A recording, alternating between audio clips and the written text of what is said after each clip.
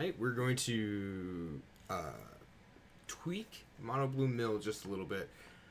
I think there's definitely something that we can do with this deck to make it a little bit more competitive, or maybe like a turn faster and viable. I know Matt came up with one. Actually, what I'm going to do, I think, is I'm just going to clone this. There we go. No, he had talked. He's like, I'm surprised you didn't play something like Vantress Gargoyle, and maybe it's not. Maybe it's not exactly what you want to play. So maybe it's a sideboard option. And I did notice, like, so I only have 3 Maddening Cacophonies. I don't know. It's bulk. I haven't bought cards outside of local shop and outside Liberty in a while, so I don't know. Like, just ordering one, I guess, would be one thing. I'd want, obviously don't want to pay shipping for it. I'd take a week or 2 to get here. I don't know if I'll be playing this deck by then. I do have the new set that's going to be coming out relatively soon, which is something else that we will talk about a little bit later during the stream. And so it's just one of those things. So I do have to change Maddening Cacophony for... Oh, I don't remember. It's like 2 mana enchantment. It's in Zendikar Rising. This one. It's a Confounding Conundrum. I played it. Obviously not doing a whole lot there, but I tried to make this as close to the deck that I was playing to be able to, like, what do I say? Test for what I'll be playing, the environment that I actually play this in paper. So, I guess with that being said here, we're gonna reset this.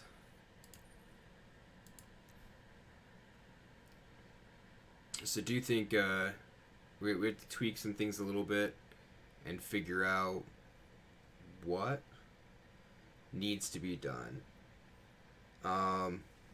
Not doing a lot throughout the first 3 or 4 turns of the game.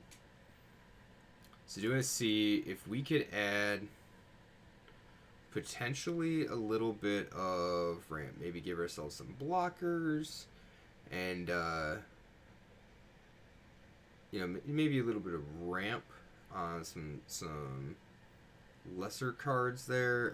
So like we don't necessarily play this isn't technically a 1-drop.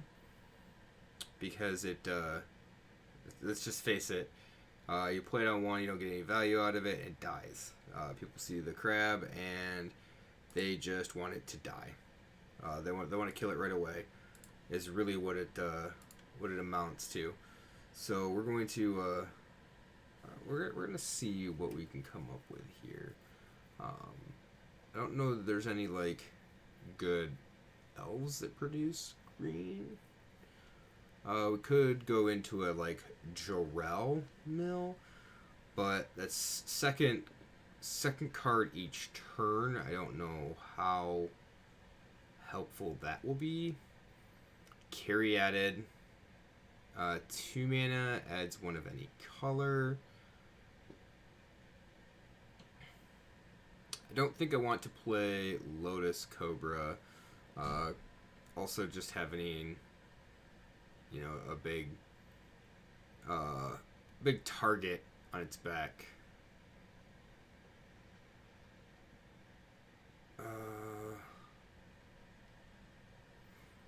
Really looking for something that's like 1 or 2 mana. There doesn't seem to be. So really missing. Like I would like the 0/3 that adds. I can't even remember. Sylvan Caryatid. Had hexproof. That thing was great. And then you had 0/2. I would even take the 0/2 from a couple sets ago that made mana. That would be pretty good. It died probably similar to Rune Crab now, but I think it's just maybe something that's needed. We really don't have too much mana fixing as far as like creatures go. Um,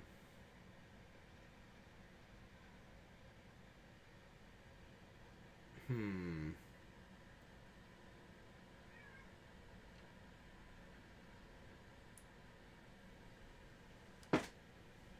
Also have a cat screaming in the background.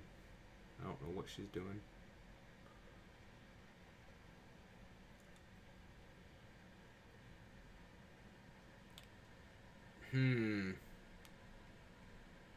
So our choices are basically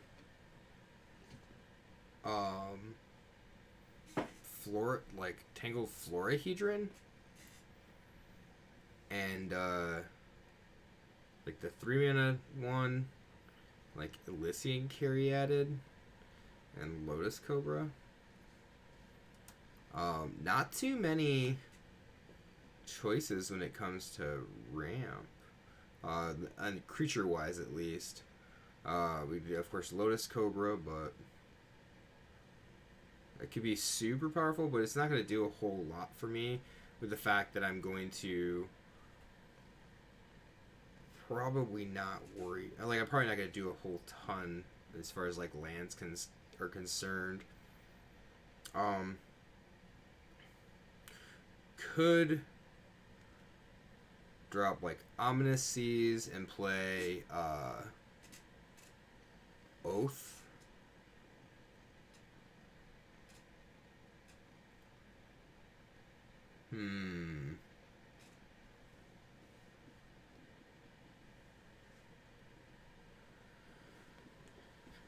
Could also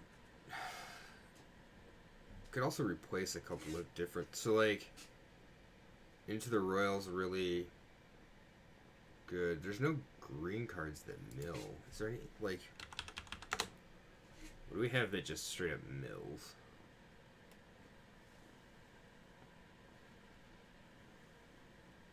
Whenever land is put in your graveyard from anywhere, you gain life. 3 mill a card. You mill a card. Okay. Each player mills 3 cards. Exile target cards from graveyards for each creature card. Yes. Return target creature or land card from your graveyard to your hand. I'm not playing too many here. That's where we would mill. Why? Oh. Standard. There we go. That's way better. Target player mills 2 mana. Target player mills 4 cards. Escape, exile 4 cards for 4 mana. Whenever Towering Wave Mystic deals damage, target player mills that many cards. I don't know if we could actually get in and deal any damage with that.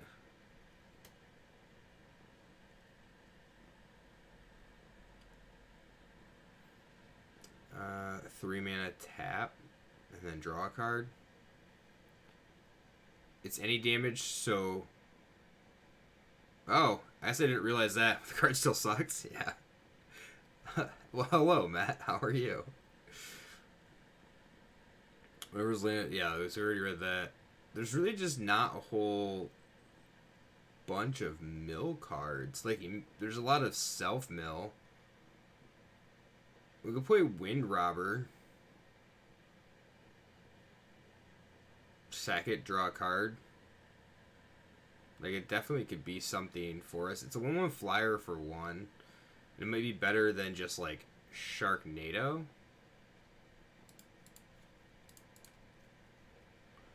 And Ominous Seas. Trying to get away from the higher end. I don't know how I feel about Vantress Gargoyle. Really don't, because... Can't attack unless defending player has 7 or more cards in their graveyard. Fine, I don't really care. Like, the point is not to kill them with that, but can't block unless you have 4 or more cards in hand. Which I guess isn't... That's not too unheard of, right? I mean, I definitely... Actually, we cut the conundrum. Add a 3rd Gargoyle.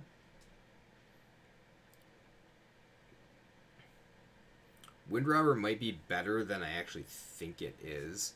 So ding them. I took it out here because I don't actually have 4 cacophonies because I only have the 3. So, trying to build it more like what I would actually play on paper. Order that 4th real quick. Yeah, I'm not paying like an exorbitant amount of like shipping to get it here by Friday.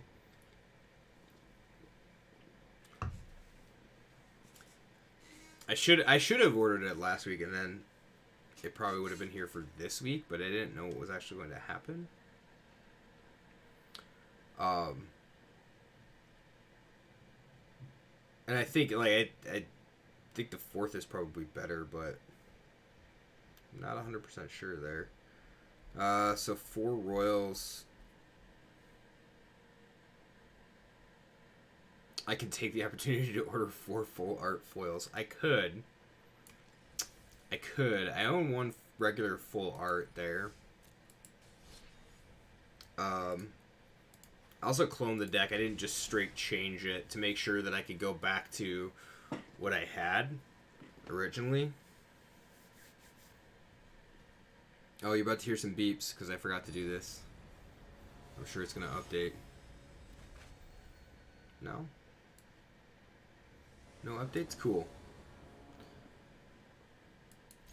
Yeah, I keep this.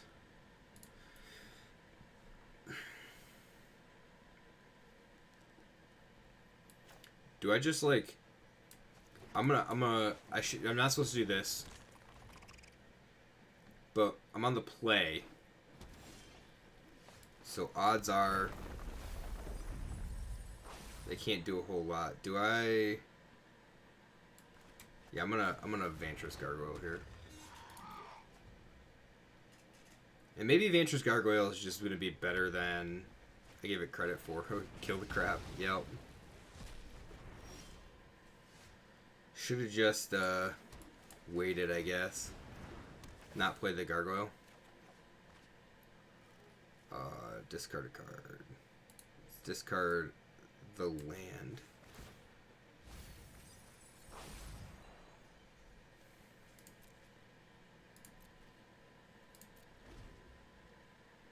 So 7 or more cards. They're at 6.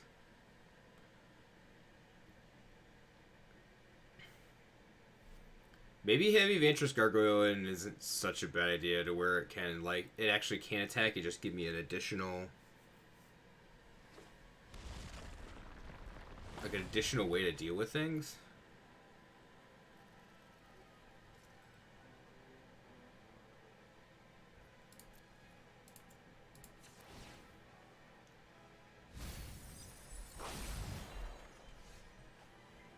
Maddening Cacophony.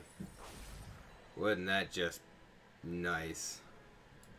I don't think I need to block.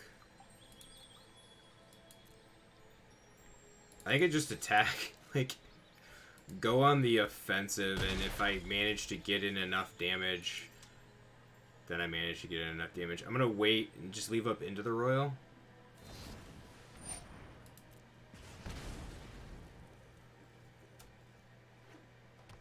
With Gargoyle, maybe you want to choose draw first. Yeah, and that, I guess that could be a thing.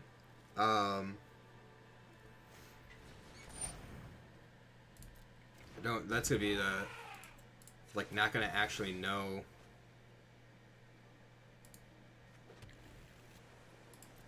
I think I just inventory here. Leave up into the Royal next turn.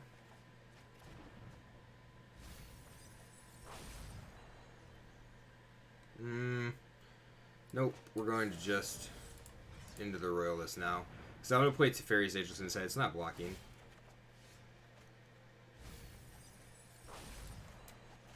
And that'll help to fuel, like...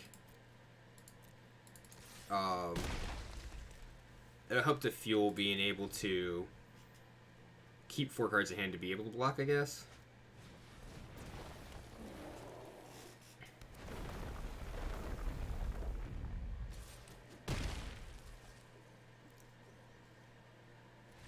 Wow. Okay, so I won with, like, what I guess is going to be one was going to be damage from Vantress Gargoyle.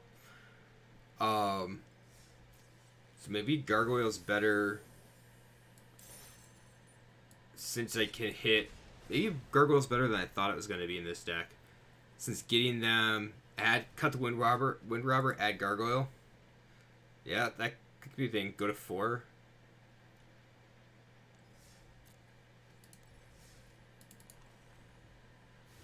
That could definitely be. I didn't think it was going to be like. Oh, I guess I need to. Because I already had 3 Gargoyles in. So I need another card. Let's put 1 Wind Robber back in. Just in case. It gives us another 1-drop. And that would probably be the, like, that Wind Robber would probably be the 4th Cacophony.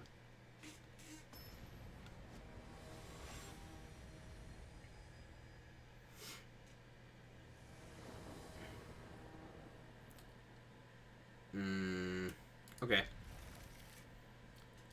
That's a 5/4 on 2 could be a thing, huh?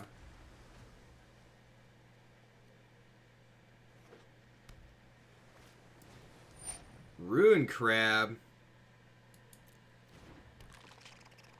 I'm not gonna opt. Mill v. Mill. I win with Gargoyle. Yup. Let's hope.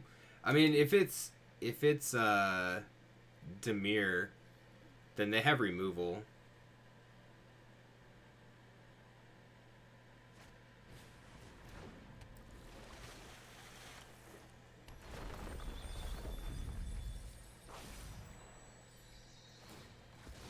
Although they have the Krabby Patty early, so they'll probably get a decent amount of value. Yes, it's gonna be Dimir, so they're gonna have removal, which kind of stinks, but.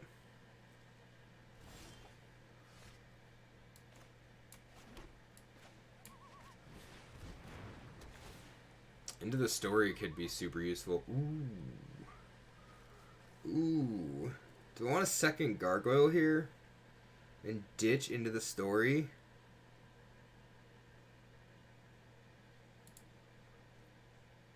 Yeah.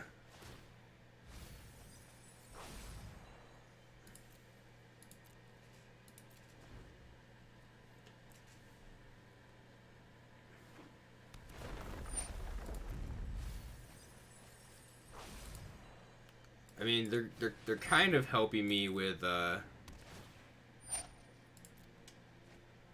frantic inventory here, but I need to land.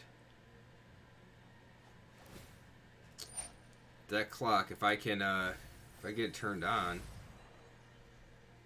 They're at 4 cards, so I'm not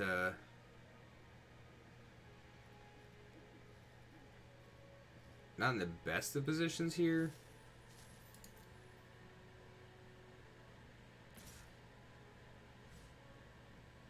Yeah, I'll snap block.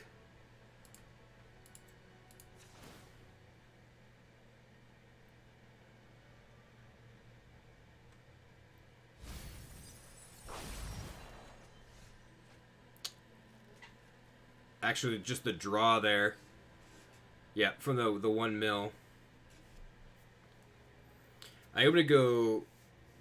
Do I go Vantress Gargoyle opt this turn, or do I Teferi's Tutelage this turn and try to dig? I think I go opt for land, so I can opt. All right. Well, I'll opt. I can't afford the caffeine right now. Ooh, got a land. Alright. So we're going to play this, and I think I'm going to play the second Tutelage. Gargoyle can't block, so it's attacking. Draw a card, discard a card. I think I just ditched the land here.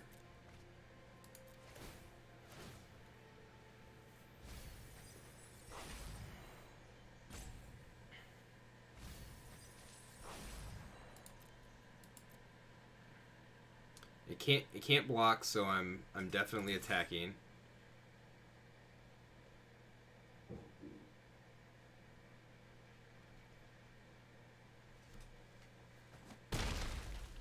Alright.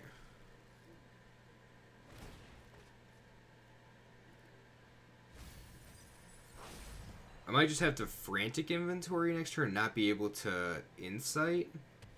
I kind of want to take a turn to insight here. So if tutelage number 2. Ugh.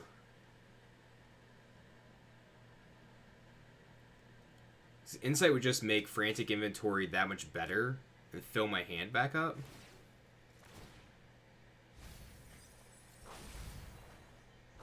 I think the plan's win with damage. So Vantress, Gargoyle, and frantic inventory next turn.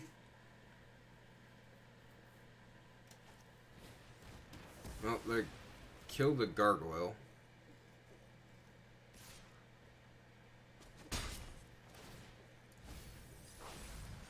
$25 cards. Opt.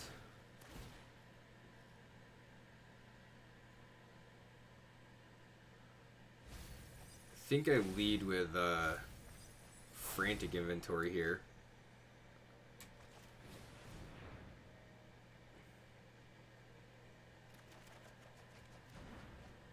Hey,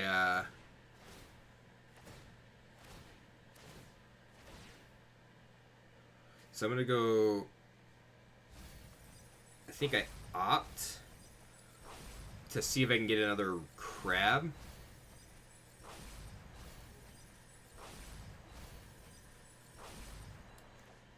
And then, oh,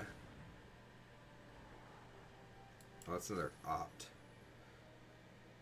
I mean, that's 4 more cards, but keep it. Oh, look at that.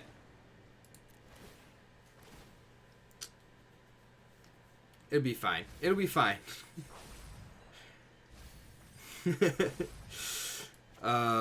So play crab. And I'll hold. I guess I'll hold this crab, and I'll keep this opt up. So in case they have removal spell, which I guess like they have 12 cards. Yeah, I don't think there's any reason to run it out there right now.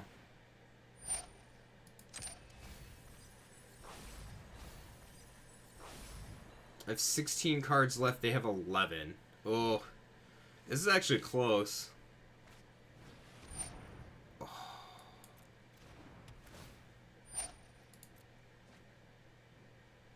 Oh. They get, like... I don't know what they have for... Oh, they have Wind Robber as a draw spell. So they have another draw spell, then that's game. Right?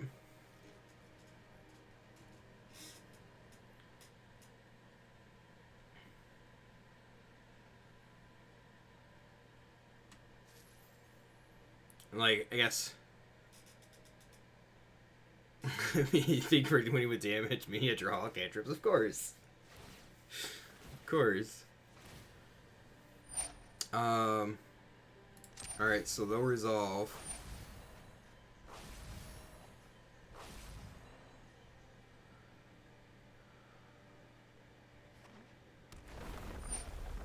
Oh.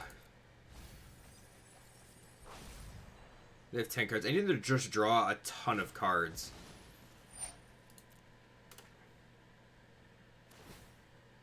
So I can't actually opt.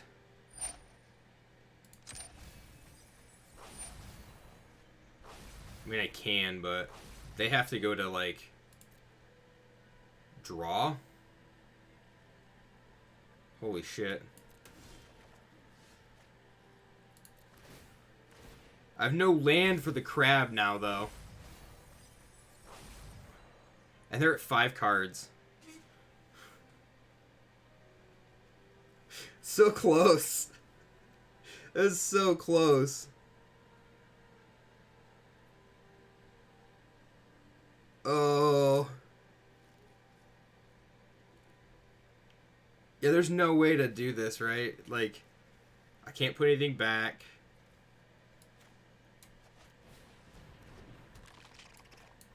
So we'll just do this. Yeah, better scry for a way out. Yep. That was actually a lot closer than I thought it was going to be. And if I'd have played the gargoyle, I actually might have won that game with damage if I'd have played the second gargoyle, because opponent didn't kill the rune crab, which is super surprising. It's usually like needed to play it one turn earlier. Yeah, I'd agree with that. Opponent goes first. So we're not playing crab on... Are we playing crab on one? Let's play crab on one. Let's see.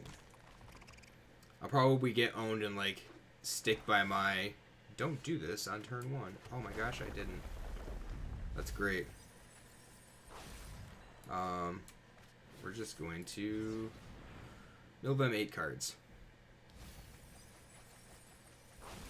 What are we playing against? It looks like it's just straight Dimir rogues.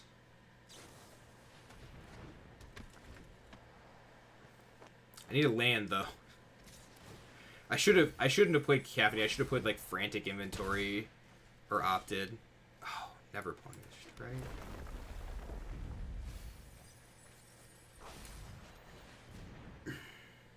Yes, I will play a Tutelage into a counterspell. That's fine.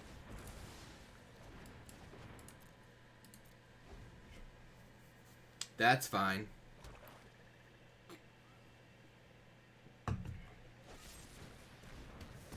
Heartless act. You're a heartless person. And now I draw the Fable Passage, of course.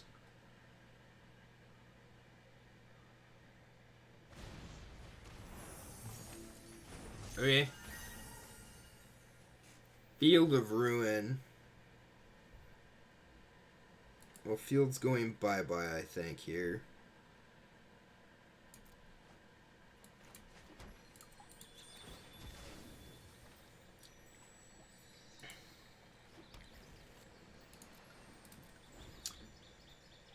And so, like, bounce the Tutelage so that they can counter it again?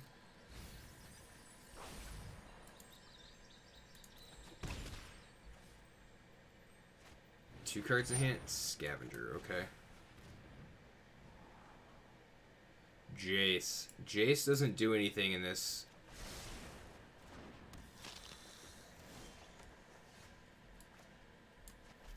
Got a Wind Robber.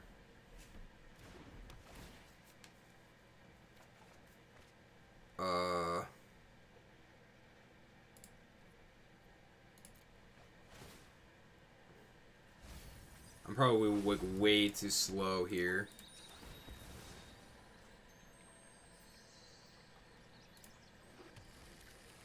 I'm going to play this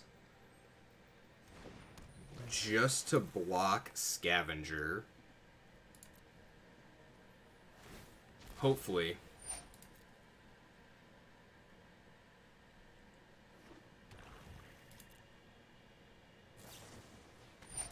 Thieves Guild Enforcer. Okay. Well, the other two Frantic Inventories are in my graveyard. So I'll be drawing 3 and 4 cards here. So that's okay.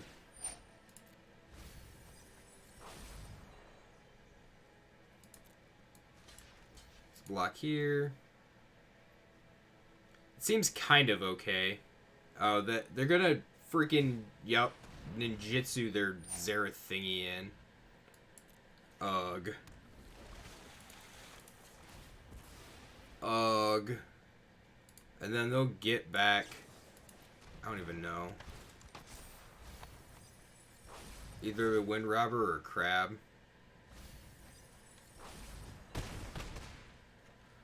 I'm like dead next turn, right? Oh, just Jace. Nope, just Jace. They'll get back Jace. Seems pretty good. like I know what I'm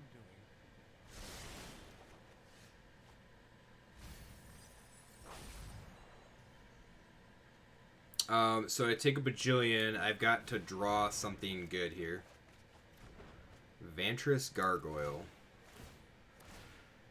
Is Cacophony for 8, mill 14 good enough?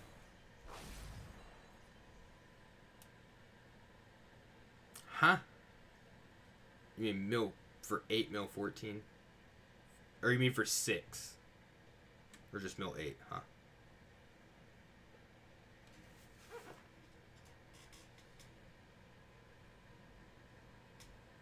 You just mean just mill 8?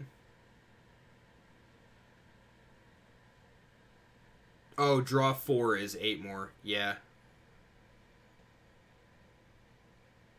Oh, you mean you're talking about just drawing off the frantic inventories. So can I live...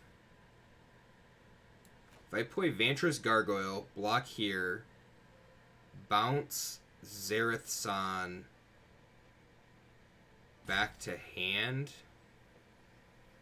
No, I have to block... I can't bounce Zareth San, I have to bounce Thieves Guild Enforcer. Right? I think is what it actually is.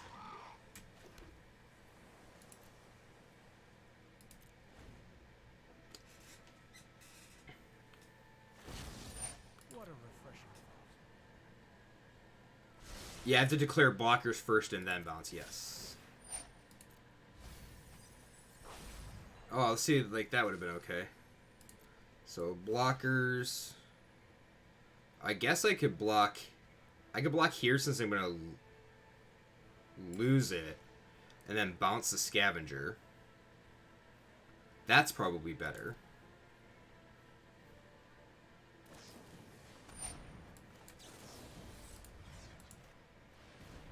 Is it still just lethal anyway? No, it's 8. Ooh, it's 1. I'm at 1.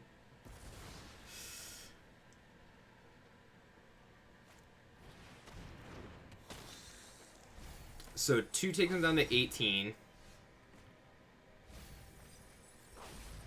So we'll lead with Frantic Inventory, right? I think that's correct.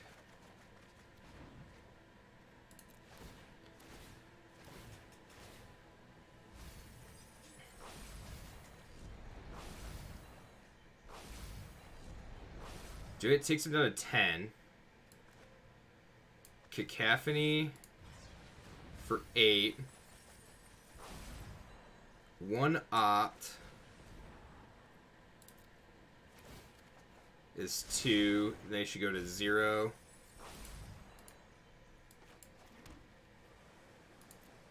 Leave up the other opt just in case. Whoo!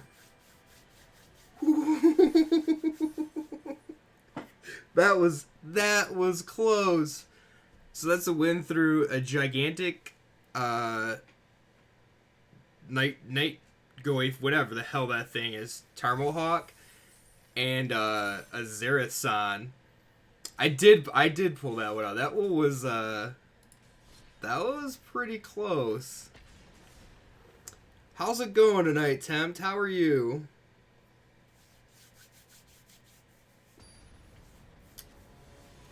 See, and I was thinking, like, Vantress Gargoyle, when we were talking a little bit, and you were like, hey, you put it in, like, sideboard, that probably wouldn't be such a bad idea. I go first. Alright, we'll keep this. I wasn't even thinking it was going to necessarily be good enough for the main deck.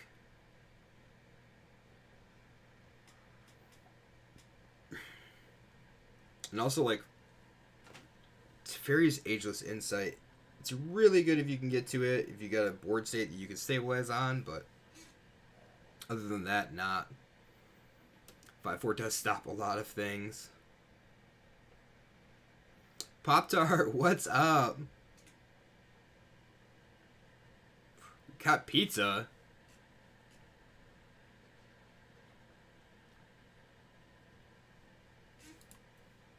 We had grilled cheese sandwiches for dinner tonight with Velveeta cheese. I was very happy.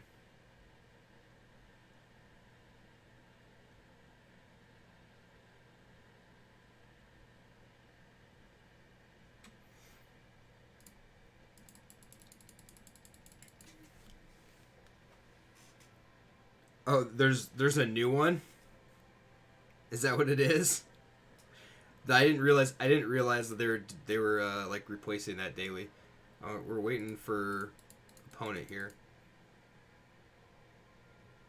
No, don't generally. I mean, I usually when I have grilled cheese, it's usually peanut butter and grilled cheese. But we just did just plain Velveeta cheese tonight. And that's mostly because like we don't keep like lunch meat in the house, just because we don't eat lunch meat anymore. And it's not for lack of like I don't like lunch meat, just don't. I used to make a lot of sandwiches, and I don't with changing my diet a while back.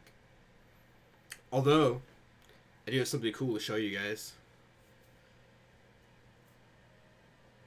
Are they making new pugs? I think they're changing them, right? They got rid of the original. Yep.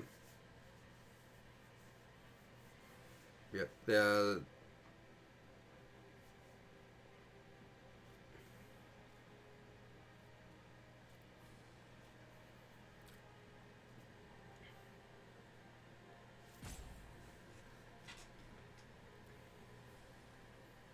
Oh, this is the worst. Like, opponent disconnects, have to wait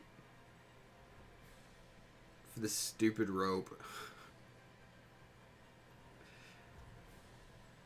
This is like this crab. They're just so afraid of this crab. That's what it is. You should do your dailies. I take free wins. It's fine.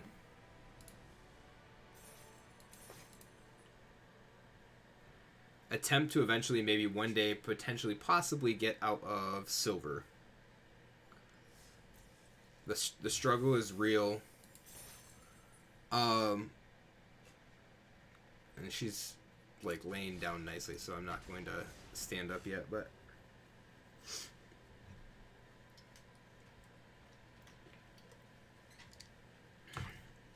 I do have something super cool.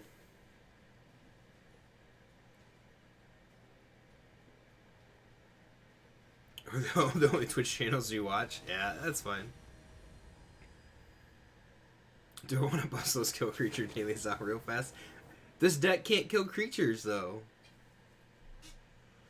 I really badly want to keep that, but I can't. I will keep this, though, and I think this has to go. But it can with Gargoyle. It can with Gargoyle. Yeah, you're correct. I guess I didn't... I forgot about that.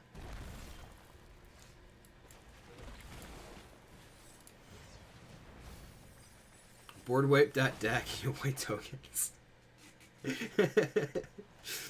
That one is from last week because I have not played since then.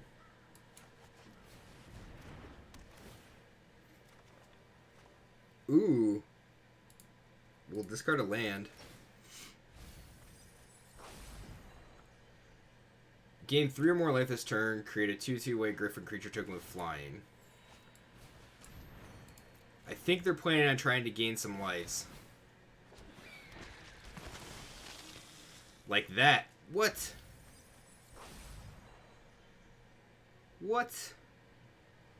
That's not fair.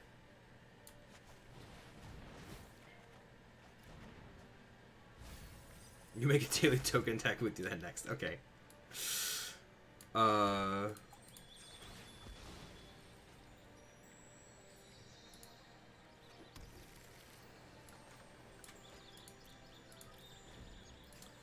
They have, like, stupid silver smoke ghouls that are just gonna smote me.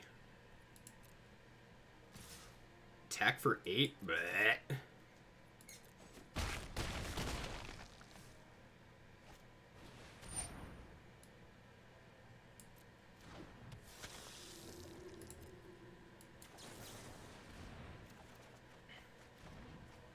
Aw, I wish I had my fetch land now.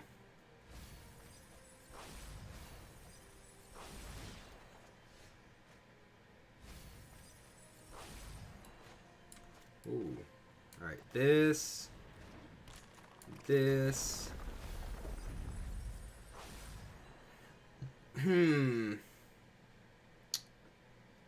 Do I like do this instead? They're at 25 cards. I think I take a turn and do this. We're gonna try. Cross your fingers. Faith's Fetters. You gain 4 life. Oh. Oh. I lost 3 because of indulging patrician. What I need a removal deck. Is that what it is?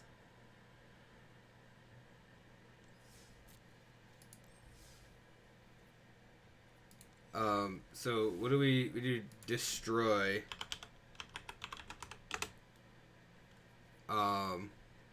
So foreshadow the skies. It's gonna be black white. Cause that's easiest. No 1-for-1? Oh, just destroy all creatures? I don't normally do. So you have Realm Cloak Giant and Shatter the Sky is literally it.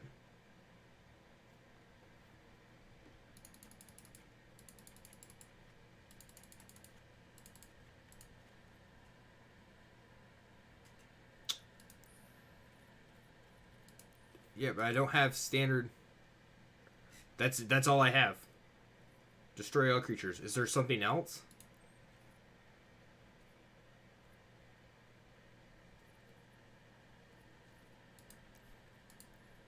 What, like, historic? Oh, okay, there we go. Woo! Alright. Dusk? You're not gonna have anything with 3. I'm not playing that. Is there one where you can... Oh, I didn't realize that was a format. Did not realize it was a format at all.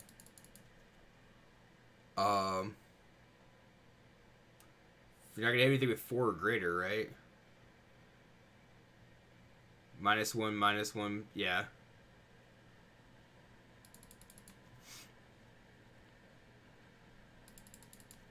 I think we're like these and this. Imagine if they were to print a Brainstorm with Ageless Insight and Standard. I mean, be pretty good. I don't have Wrath of Gods. Otherwise, I just play that. I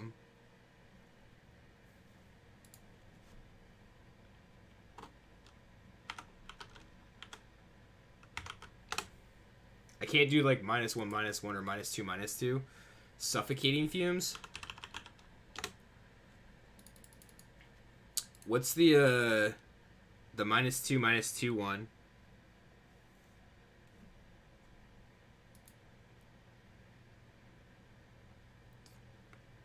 You want to imagine drawing 6 cards with 1 mana?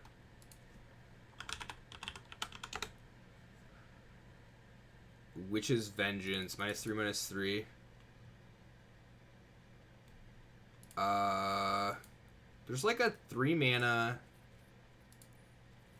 sorcery, isn't there, in black? I don't have Bantu's Reckoning either, so that doesn't work. This one. So there's Golden Demise. I think there's an exile all creatures. No, that's not gonna work. Will it? I don't know if that actually counts towards your daily.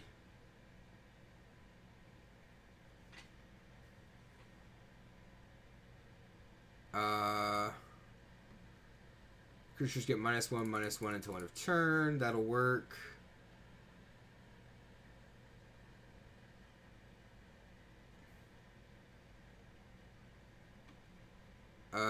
This one. All creatures get -2, -2 until end of turn. Exile creature cards in all graveyards that were put there from the battlefield. The creature would die this turn. Exile it instead.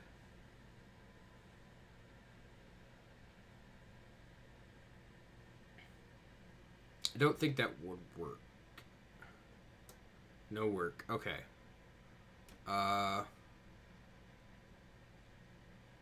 Destroy target non-land permanent. All our permanents the same name as that permanent. Will that work? Screw it. Maelstrom Pulse works. It's green, but that's fine. We're just going to add a couple forests.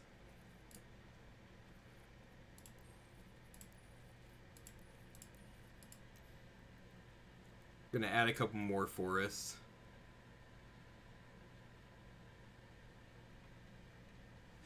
Oh my goodness. Should I actually, like, do dual lands? Yeah. What's happening, Emblem? Yep, played that mill deck to perfection. I got one win on camera. It was amazing.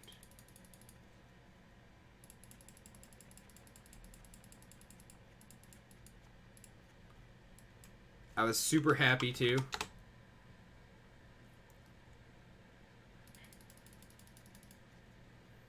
Alright, does that look good? Looks fine.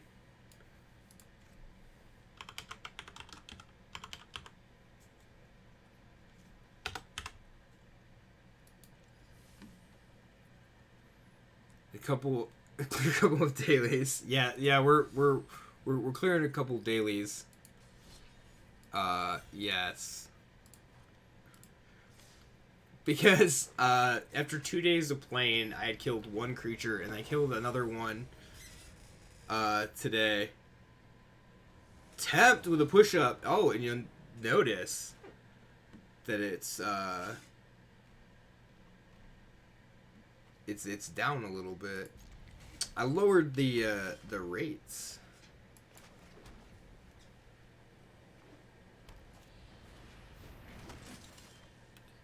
Two for one Mondays? No, I think that's just gonna be the new standard.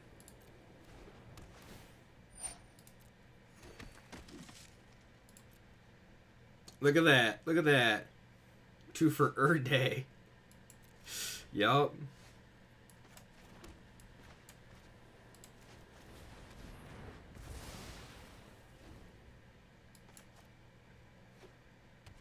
Oh, you forgot to attack? I'm glad you forgot to attack.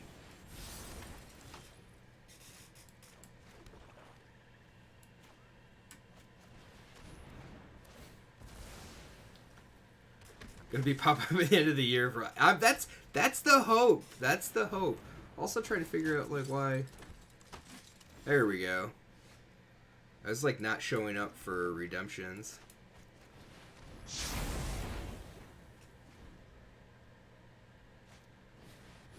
Yeah, Matt's just punting left and right here. You can't keep anything on the board.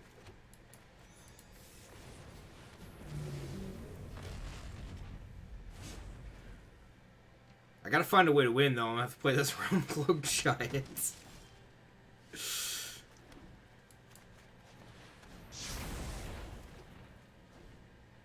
Has anybody been counting the number of creatures?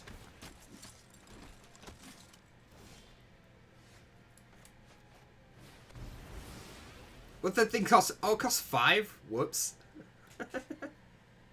Oops. You got nothing else to...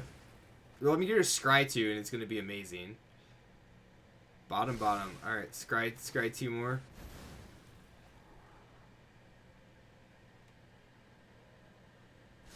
Still got one more draw step here. I'll just play this thing. I can't beat that top. Elspeth. You're right. I can't. I can't beat that top. Nothing I can do can beat that top deck. And just for good measure...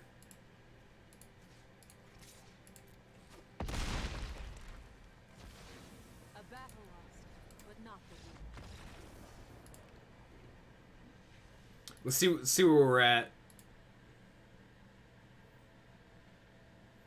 I should like quickly crank out the dailies.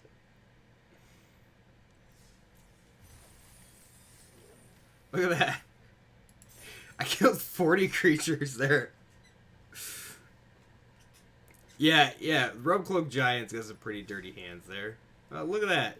Do you have some dailies you need to do, Matt?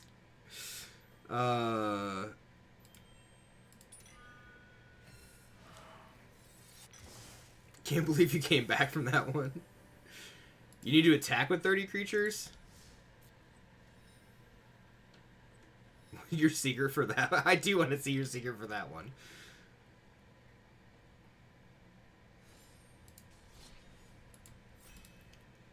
Matt has a. I don't even. I'm just gonna play this and I'll just draw.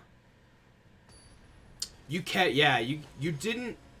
I don't think you could at first. I don't quite remember, but yeah, it's a pretty easy way to.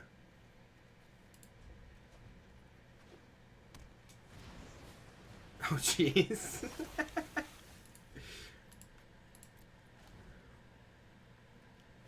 Your secret is playing 0 drops, huh? Oh.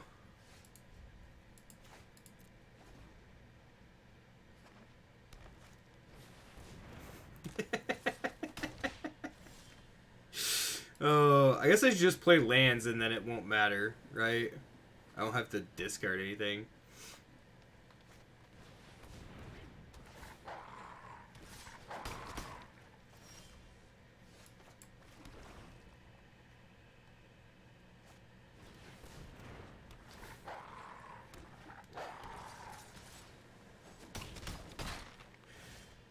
Oh. This is the biggest message sent. The biggest message sent ever right now.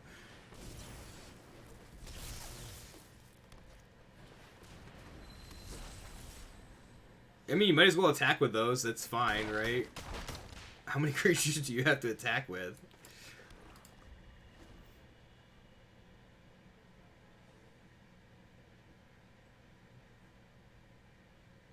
$25? How many attacks have you made, do you know? Because I don't.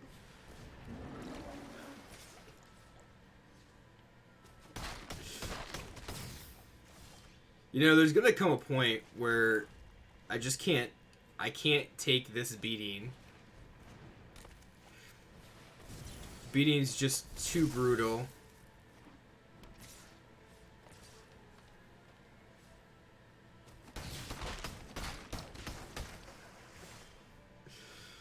Oh. But you know what? This Kaya's Wrath is gonna be amazing.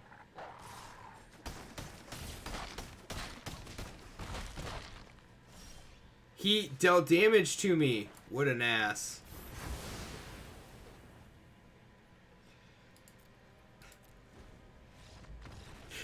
Man, I can't believe that I won that. I cannot believe that I came back. Dude's like had an army that was just beating me down there. Can't beat the giant. Yeah, I believe it. Giant's pretty good. Plot twist: Matt's playing High Alert. Got a couple packs that I got some crack here. Got garbage. Look at this. Yep. So we'll have those to open. I can't wait. Can't wait. Cannot wait. Alright, so... Is there something that's going to be better than, like, A Teferi's Ageless Insight? Is, like, one Wind Robber going to be good?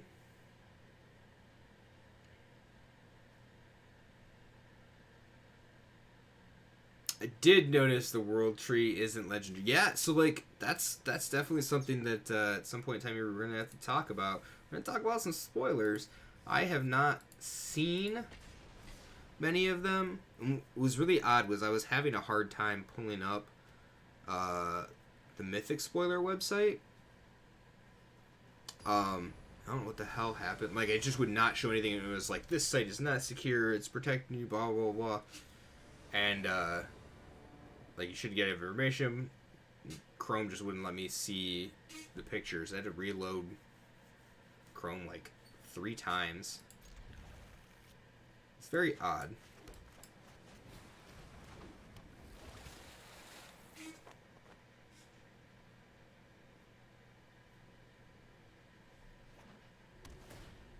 So I think playing Wind Robber here is better than playing Crab, obviously, on 1.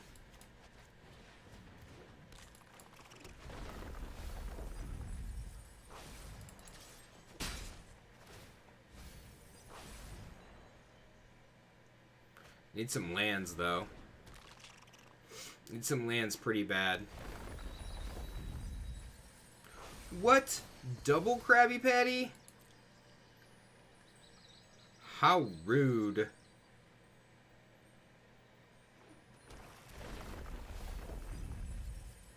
And there goes all my lands. Okay. I could totally get another trigger off of Field of Ruin with the crab, which would be good. Jace.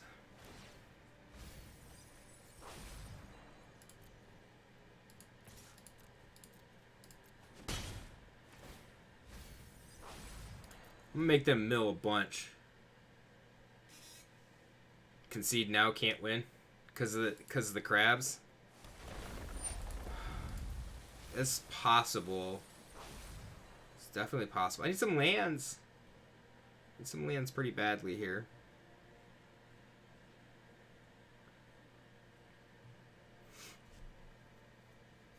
Okay, the next question is, did I just tutelage here? I think I do. Oh yeah, definitely tutelage. So if I draw, they have counter, that's fine. The counters, they're not playing anything. It's like, that's the way that I'm looking at it right now.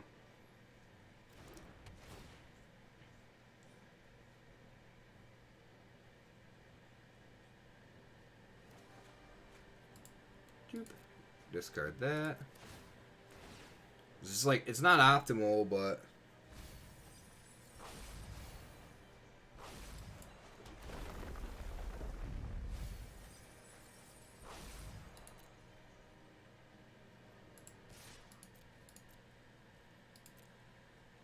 two mana red Chaos Warp that counters the spell instead might be interesting.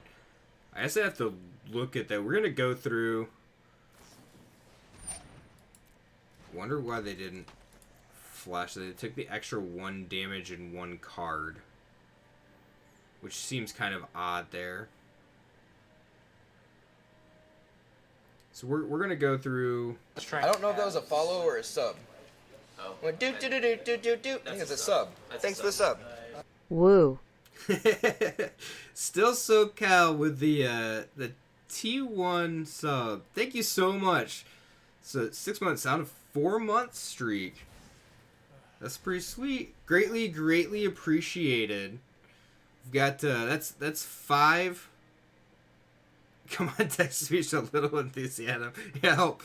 So we got 5 push-ups there. We got 2 from temp that I gotta do. So we got 7 push-ups.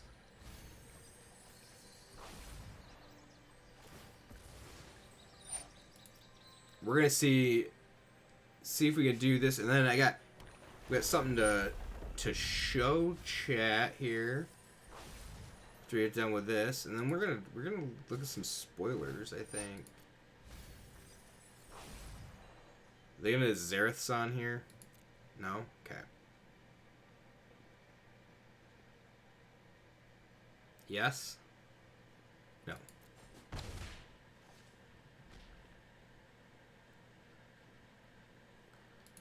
My turn. Do I run out the insight? I think I do here. I think I run out Teferi's Ageless Insight.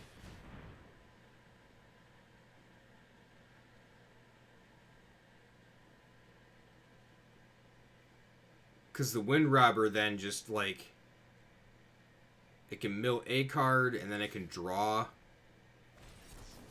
2? Okay. that's fine. Like, it's not the best outcome, but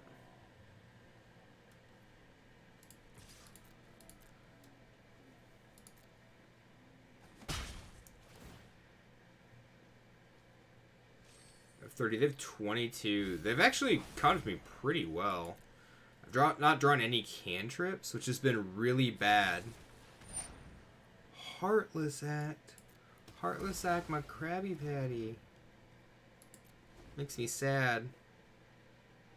Makes me very sad.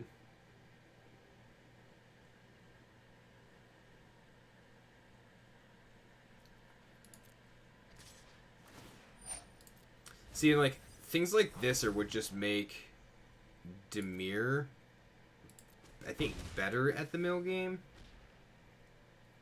than conventional mono-colored decks.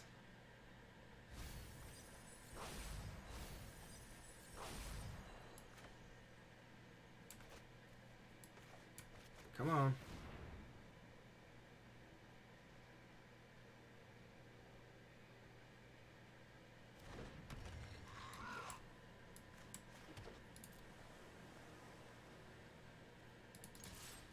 It can't block, which stinks, but it's alright. See if the Jace lands. If the Jace hits, I'll draw. I will not scry. Can't resist a good riddle. Another answer. Another riddle.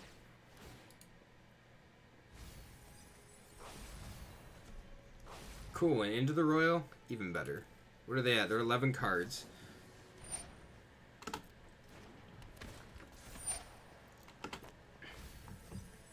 I guess I have to be careful about not just taking lethal damage.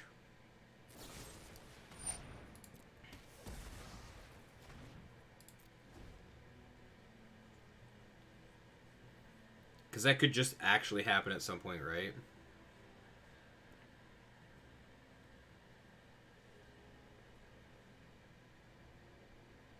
Although I guess I don't think there's a way that they don't attack Jace here. 10, so 2 cards, or so if I draw a card, that's 6. This takes them down to 2. And if I can land a draw spell, they're dead. Yeah, so they have to kill Jace.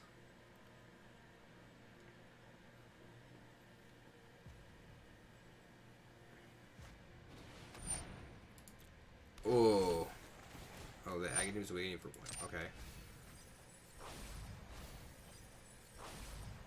Interesting that's...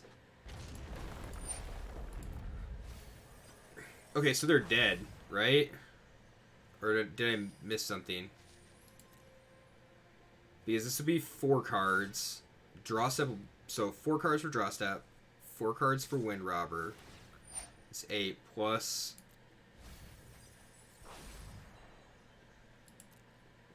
The 1 is 9. Into the Royal, kick it. Just bounce back. Anything?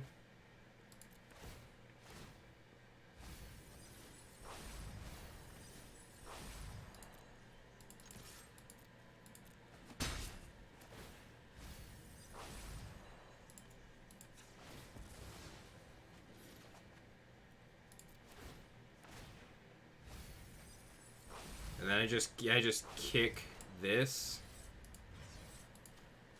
I have enough cards, so it shouldn't be a problem.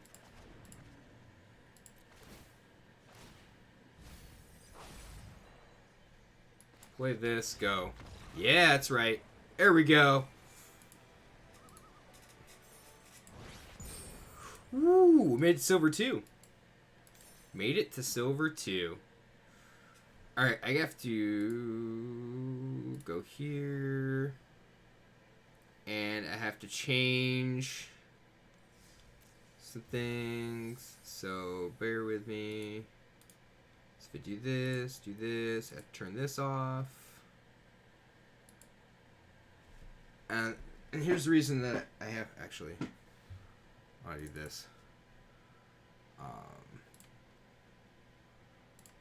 Do this.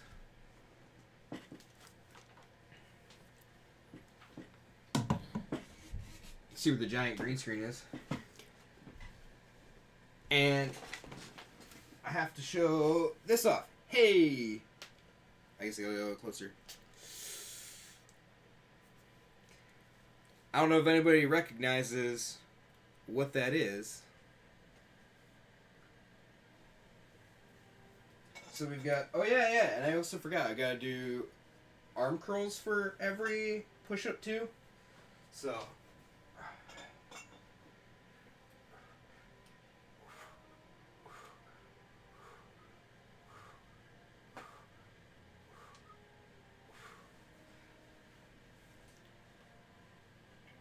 do you believe those are channel points? Yes, those are blobs. Yes.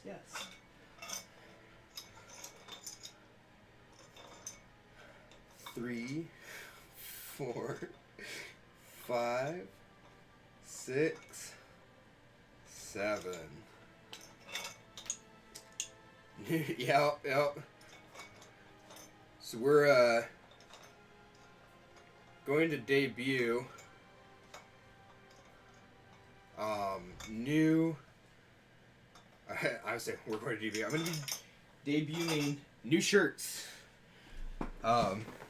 And working things out.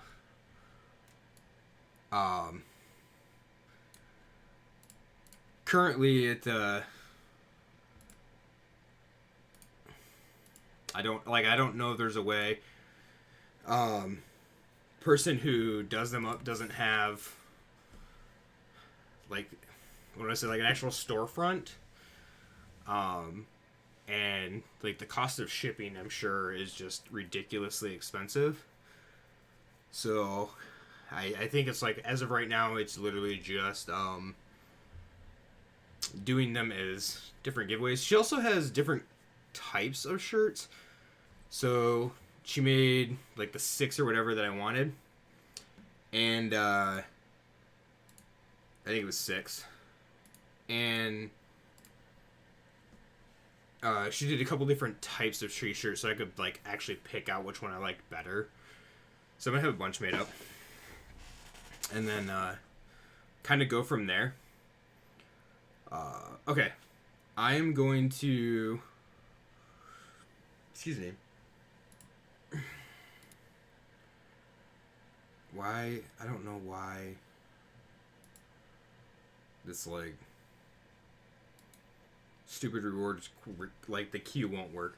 I'm gonna run a quick ad, use the bathroom, and then I'll put chair back in view this time. And we'll come back. We'll talk about some spoilers, because I haven't read but a handful, maybe a little bit more than that. And I definitely do want to see, so start getting some ideas for brew. So, a couple minutes, we'll be right back.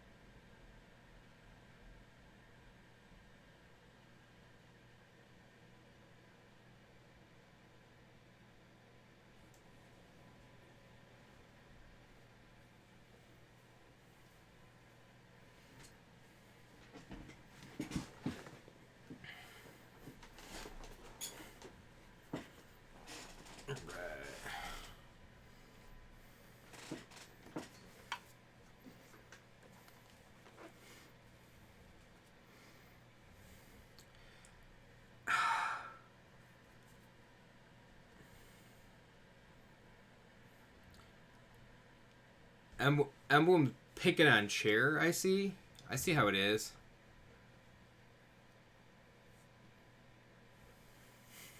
It would be a company gaming chair, but me and my recliner, we go way back. Yup. So my wife actually has a reclining gaming chair in her, I call it it's her craft room. But it's the room that I'm like, packs. What packs do I have to open? I don't have any packs to open. She's like, I want a new chair. I'm like, okay. And she, like, basically took over my Lazy Boy that I've had. So I've had that Lazy Boy since I graduated high school. How old am I now? So I've had that Lazy Boy for 17 years. Since 1952. Yeah, so it's like 17 years old. But it's definitely like the most comfortable chair. And she was just like, the other day she was like, I basically took over your chair, didn't I? I was like, it's fine. But she was like, we were buying new chairs and stuff when I got this, and she wanted a new chair for her room. We're just looking, and she was like, I want that, and I want that style. I think we were looking. I think Matt actually found the one that she bought. I think he found it online, and I showed her, and she's like, that's cool. And then we started flipping through pictures, and the one that she got's like black and purple. She's like, that's awesome. And she had it, and she like loved it for 3 months, and now she's just like, meh, I want a new chair. Like, I hate you. That's horrible. Horrible, I tell ya. Alright, so we're gonna put this up. And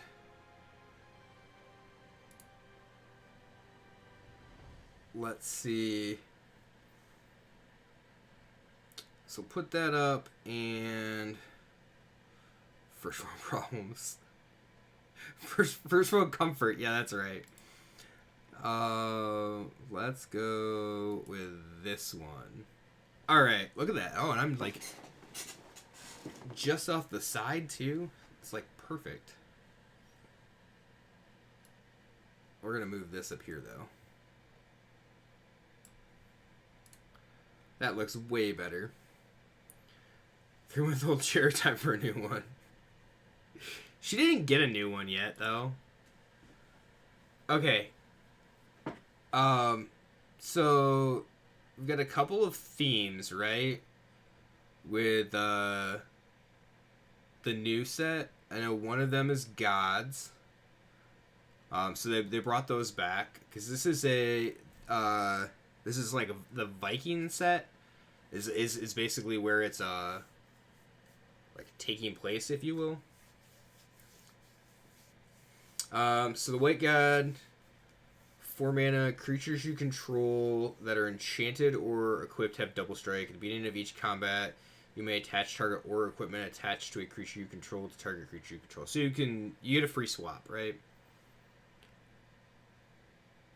Gods that might as well just be legendary creatures. But I know there's a Gods Matter card in the set. Right? So I know that. What's the backsides of equipment? They can't just hover over it. Oh, you hover over it and you get... Oh, dude, that's pretty sweet. Block ads.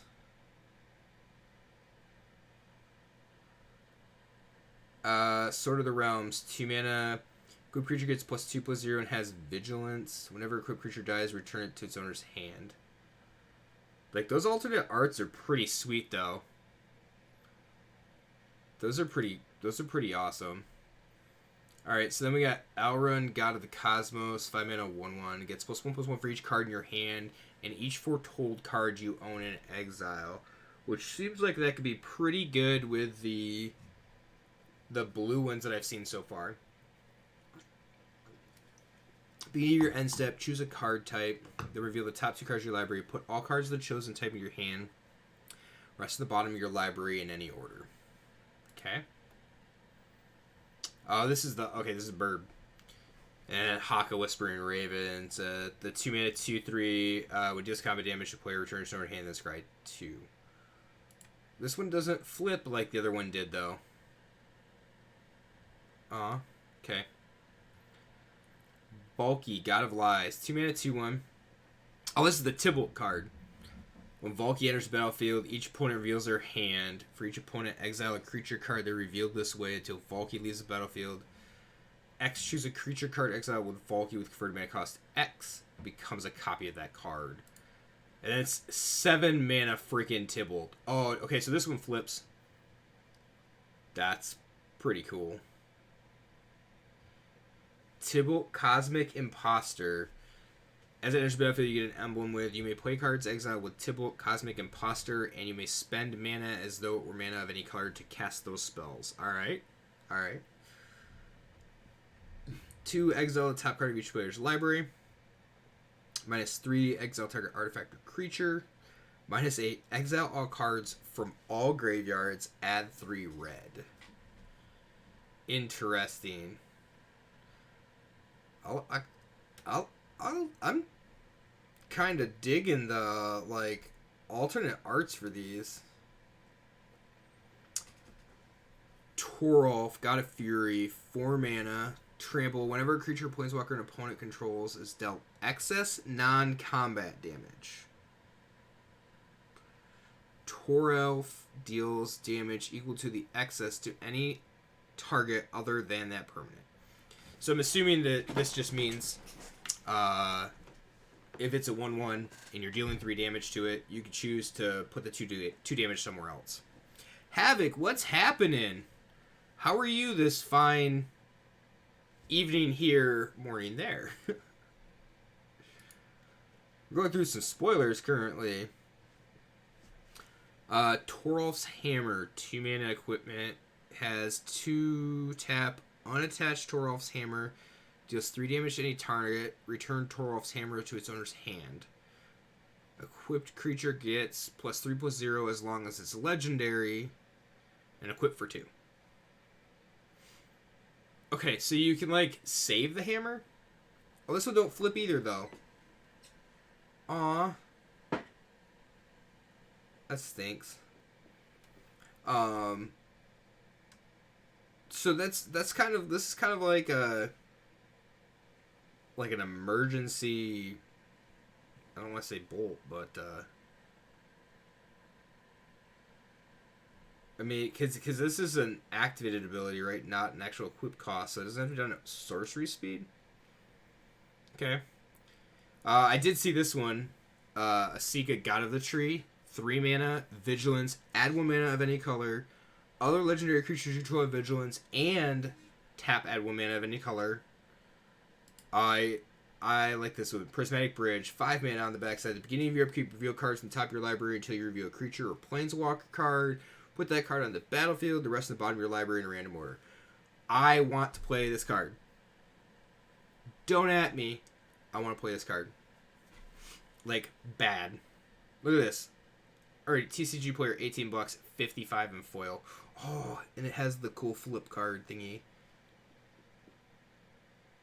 Oh, that bridge is pretty sweet.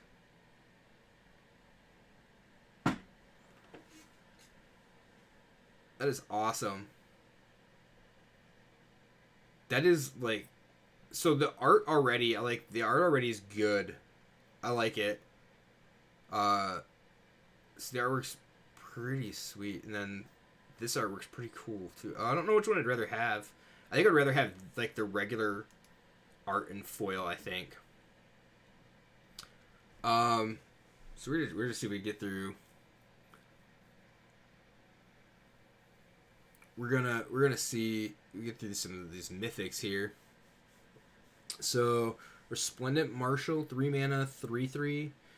Enters the battlefield or dies. It's flying. When it enters the battlefield or dies, you may exile another creature card from your graveyard. When you do, put a 1/1 counter on each creature you control other than Resplendent Marshal that shares a creature type with the exiled card. Okay. the counter spell that has foretell. Yeah, I saw that one. That's gonna be pretty good. So Resplendent Marshal is basically tribal, but you can't put counters on itself, right? And I know Changeling's a thing in this set, which is pretty... That's going to be pretty interesting, I think. Elrond's Epiphany. So these must be... I wonder if they're... Are these, like... These all pair up here is what it is? Must be.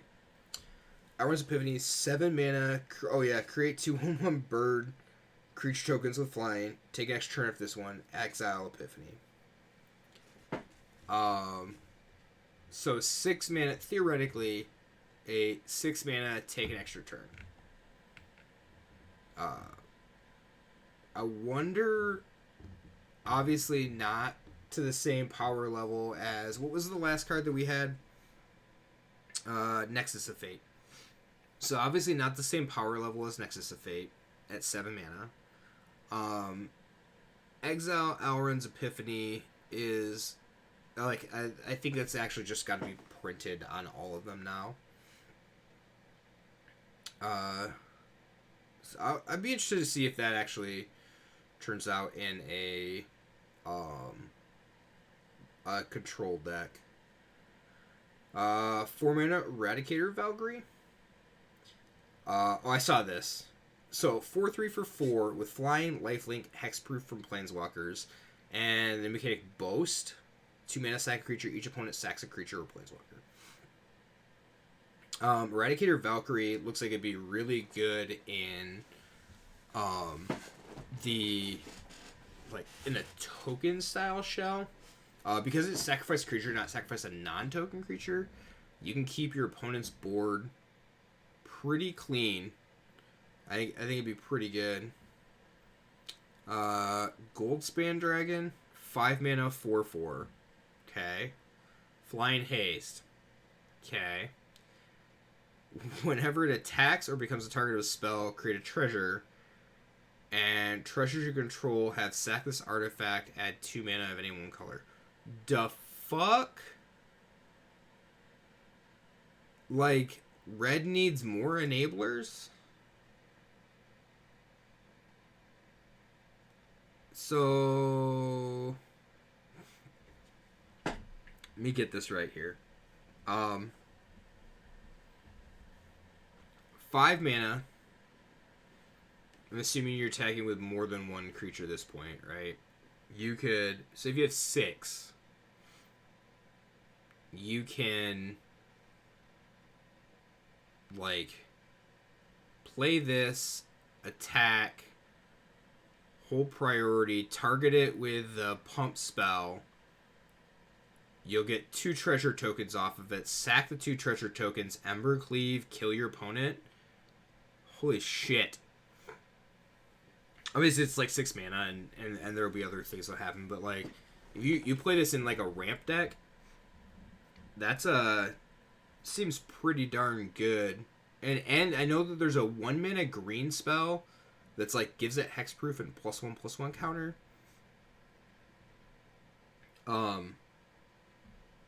It's actually pretty darn good, too. So, in that instance, it would be, like, a +1/+1 counter, create a treasure, attack, create another treasure. You have 4 mana available. You spent 6 mana that turn. So, like, really, you spend 2 mana to attack with a 5/5. That's kind of nuts. Having an active counter spell up and the opponent being aware of it. So, but your opponent doesn't know what the card is. So we go back to Emblem. When Emblem was talking about, like, the counter spell with Foretell. When you foretell something, you don't have to show it, right? So, Foretell reads, during your turn, you may pay 2 generic, because they're all just 2 generic. Exile a card from your hand face down, cast it on a later turn for its Foretell cost. So yeah, you don't have to show them what it is. So you could be foretelling something like this. You could be foretelling the counterspell. You could be foretelling a really shitty card that just happens to be in your deck. Yeah, more for spells. Exactly. I'm going to assume that, like with morph creatures, at the end of the game, you're going to have to reveal the cards that were foretold. So that was one of the implications with morph, right? Like you had to show that it was actually a morph creature. And since everything doesn't have foretell, I'm going to assume that at the end of the game, you're going to have to show your opponent what the foretold card is. But I have not read the notes on that part yet. Be Cool might actually know if they've actually read some things. Yeah, not sure if it's necessary yet. No competitor rules that you've seen. All right, yeah, I'll have to update my app and see if it actually is in there yet. So then this is the second Planeswalker, right? Because Tybalt's the first one we saw. Second one's the Elf Planeswalker, which is just nutty. Because Elf Ball needs more ball, right? 4 mana. Elves you control have tap out of black. Sure. +1. Put a 1/1 counter on up to one target elf. Untap it. It gains Death Touch until end of turn. I guess. 0. Create a 1/1 green elf warrior creature token. -6. You get an emblem with whenever you cast an elf spell. This is where it gets crazy. Whenever you cast an elf spell, it gains haste until end of turn, and you draw 2 cards. Okay, so your elves already have at black. So if you cast a 1-drop elf, you pay 1 mana, you get back that mana in the form of black mana, and then you draw 2 cards. So as long as... And in Elf Ball, that's just absurd. Because a lot of your creatures are like tapping and untapping to add green mana themselves, and not actually using the ability, I guess, for that. But like you have that extra. If you need like the 1 extra, you can add the extra black for it. But that's just Tyver Kell is just an engine to keep that going. So I'd watch out. 4 mana is a little expensive. In that deck, but I could definitely see it being a one-of and having some potential implications in Eternal formats. So we'll see. We'll see what happens there. Search for Glory. Man, there's so many cards. Search your library for a Snow permanent card, legendary card, or a Saga card. Reveal it, put it into your hand, then shuffle your library. You gain 1 life for each Snow spent to cast this spell. 3 mana. I know there's some pretty good Sagas. Be interested. Obviously, we're just the beginning of things, so there could be some stuff that's just bonkers with this. Also to note, this is Snow sorceries, and somebody have to correct me if I'm wrong, but this is the first time that we've seen Snow sorceries as Snow instants. Not 100% sure, but I believe it is. Not 100% sure, but alright, so Cosmos Charger. Alright, this thing is going to be ridiculous. Cosmos Charger, 4 mana, 3/3, flash, flying, because it's a spirit. Foretelling cards from your hand cost 1 generic less and can be done on any player's turn. And then you can foretell it for 3. So in a foretell deck, when you're playing something that's like this, now this is 5 mana. Or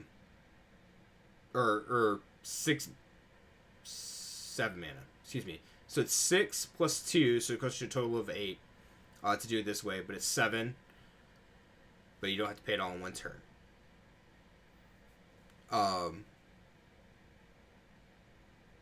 Right? Yeah, because like when you foretell it, it'll cost you 5. You looked it up. Yeah, you have to reveal it. You also have to keep the order that they were foretold. Lastly, you can't foretell and cast it the same turn. Gotcha. So you can't actually use... Okay.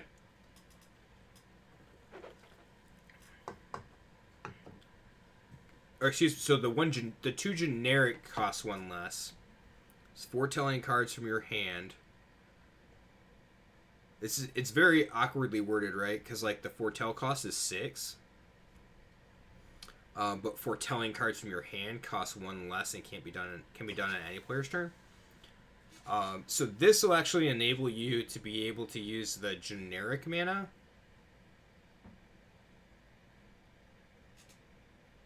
to do it on their turn. Interesting. Okay. That's okay. I can be good. It's also a 3/3 flash flying for 4. So it'd be good, just be good and limited. More for 1 with flash. Yeah, there you go. And that like flashes in for 3. Draugr Necromancer. 4/4 for 4. If a non-token creature an opponent controls would die, exile that card with an ice counter on it instead. You may cast spells from among cards in exile your opponents own with ice counters on them, and you may spend mana from snow sources as though it were mana of any color to cast those spells. Well, there's a 4 mana good stuff right there.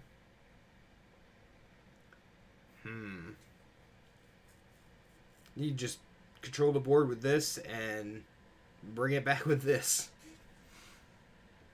Alright. Quakebringer. 5 mana, 5/4. This is another mythic. Opponents can't gain life. Beginning of your upkeep, Quakebringer deals 2 damage to each opponent. This ability triggers only if Quakebringer is on the battlefield or if Quakebringer is in your graveyard and you control a giant. Okay, and I saw there's another like giant. There's another red giant, I think, that like does something if you control a giant. So that's kind of interesting. So the thing to note is it's like even if your Quakebringer dies, they still take 2 at the beginning of your upkeep. Okay. Alright. This one I know that there's like a bunch of people that went absolutely nutty for this. Because they were just like all about Vorinclex. So we're gonna note Vorinclex is a Praetor, a Phyrexian Praetor.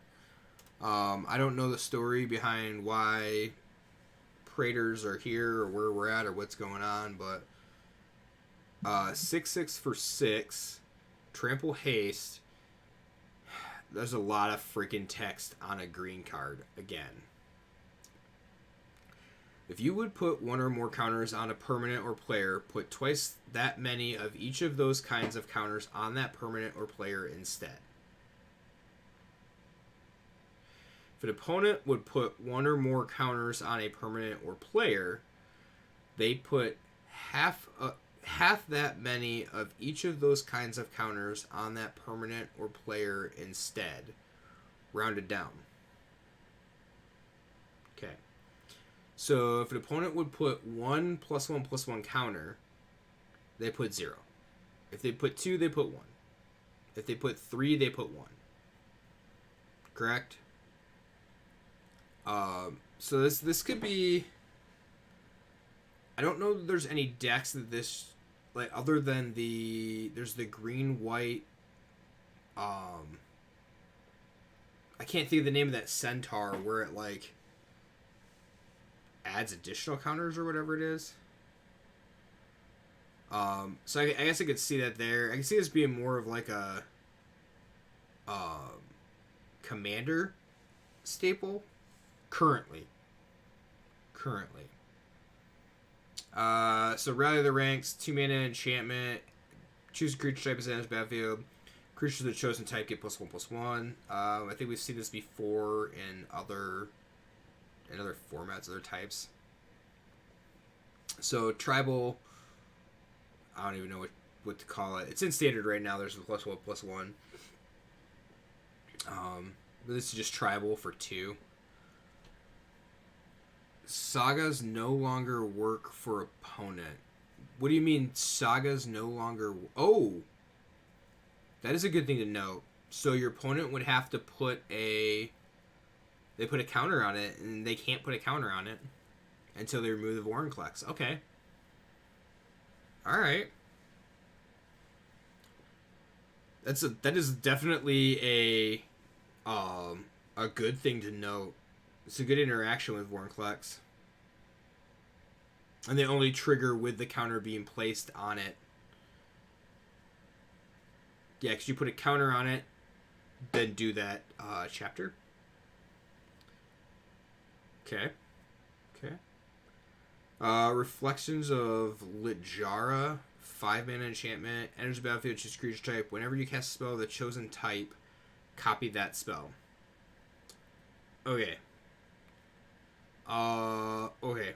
Whenever you cast a spell of the chosen type, copy that spell. So I guess I have to note: is there is tribal spells back? Sorry, I'm scrolling down. I don't see tribal spells. That would almost lead me to believe that we're like, we would be getting some sort of like tribal spells back, maybe. Obviously, it says a copy of a permanent spell becomes a token, but I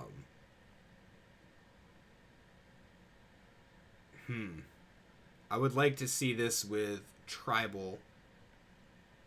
Like, if you had goblin tribe, those people who don't know what tribal spells are, or like tribal themes. So you had, like, this says instant, and you could have you have tribal instants. So like goblin tribal, elf tribal. That'd be sweet. It'd be awesome to see with something like this. This is a flip card, and it looks like it's an artifact on the back. I did notice that they started putting they didn't put the names. They put artifact. So Tergrid got a fright. So here's another god. 5 mana 4/5 menace. Whenever an opponent sacks a non-token permanent or discards a permanent card, you may put that card from a graveyard onto the battlefield under your control. OMG. Croxa? Sacks a non-token permanent or discards a permanent card. This could also be really good with Doom Foretold.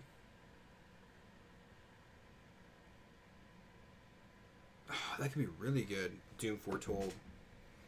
Because, you Doom Foretold on 4, Terragrid on 5. Or vice versa, I guess. What is the other side? Terragrid's Lantern, 4 mana. Target player loses 3 life unless they sack a non-land permanent or discard a card. 4 mana, untap it? Okay. That seems pretty good. I can see a bunch of that. Tybalt's Trickery. Counter target spell. Choose 1, 2, or 3 at random. Its controller mills that many cards, then exiles cards from the top of their library until they exile a non-land card with a different name than that spell. They may cast that card without paying its mana cost. Then they put the exiled cards in the bottom of their library in a random order. Huh?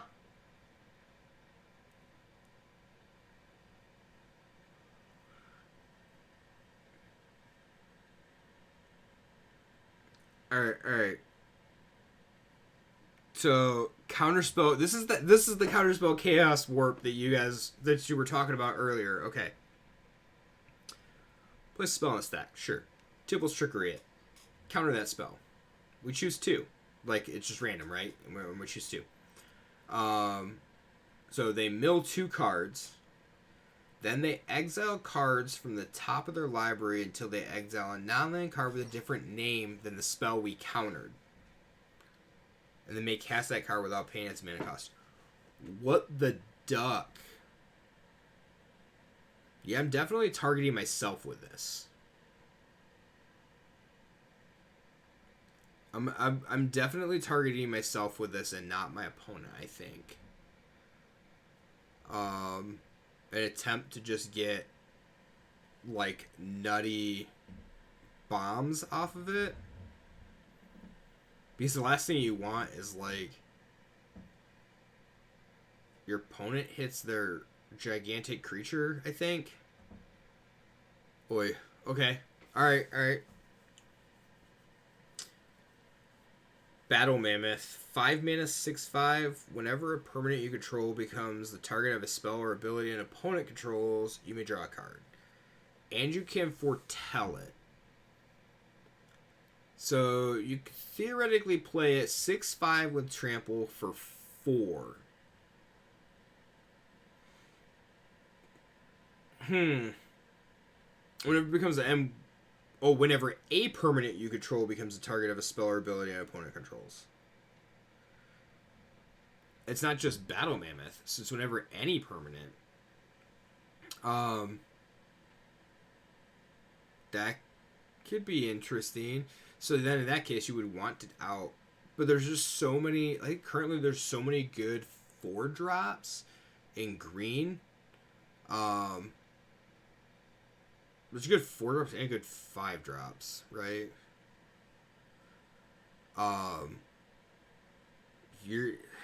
Everything's going to be competing for the best spot. This might be better, but I think Gargaroth is still good at 5.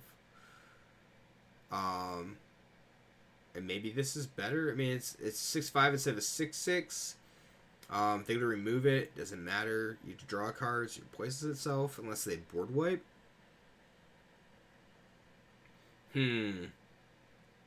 Okay. There's a bunch of sack effects in this set. Yeah, I've seen a few. Like you got this one, and there's like discard stuff. I'm sure there's a bunch down here. Like I saw this Blood on the Snow. Destroy all creatures, destroy all planeswalkers, you just choose one, then return your creature planeswalker card with to make us X or less from your graveyard to the battlefield, where X is the amount of snow spent to cast the spell. 6 mana blackboard wipe, which should be pretty good. Not gonna go into like most of the uncommons. I don't think. I don't even really read this. 3 mana flyer. Whenever another angel or cleric enters the battlefield under your control, you gain life equal to the creature's toughness, as long as you have at least 7 or more in your starting life total. Creatures you control with +2/+2.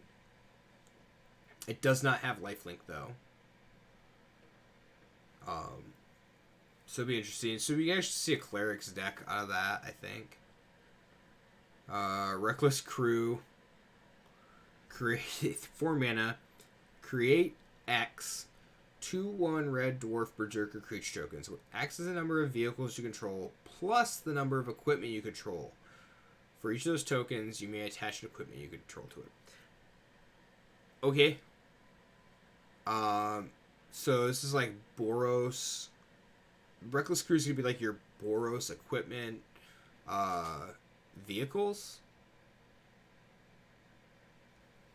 So it'd be cool if we had some pretty sweet new vehicles with that. So we had Jorn, God of Winter, 3 mana, 3/3. Whenever Jorn attacks, untap each snow permanent you control. Oh crap! Oh, and it's flips. Caldring the Rhyme Staff, 3 mana. Legendary Snow Artifact. He's a legendary snow creature. Okay. Tap, you may play target snow permanent card from your graveyard this turn. If you do, it enters the battlefield tapped. That's pretty sweet. Will Rakdos Sacrifice be a thing? I've played MTG since COVID and I really liked Rakdos Sacrifice. I could definitely see with some of these cards Rakdos Sacrifice being a decent thing to go back to. But a lot of these things seem to be creatures your opponents control. So you'd probably be wanting to be playing yourself, like, obviously stuff like Eradicator Valkyrie. And then you have the stuff like Draugr Necromancer to, like, whenever they sacrifice something. The Terror Grid looks pretty good. With things like Kroxa and Woestrider. But you want them to sacrifice stuff. So if you've got... I'm sure you have sacrifice effects later on in the deck or in the set somewhere. So I think it could be a thing again. And that may be something... Rakdos Sacrifice is not one of my favorite archetypes at all to play. But might actually have to play around with that a little bit. So we have Runeforge Champion, 3 mana, 2/3, enters the battlefield. You may search your library and or graveyard for a rune card. Reveal it, put it in your hand. If you search your library this way, shuffle it. You may pay 1 rather than pay the mana cost for rune spells you cast. Gonna have to look up what runes are. Yeah, not a problem, Riggy. Thanks for stopping by.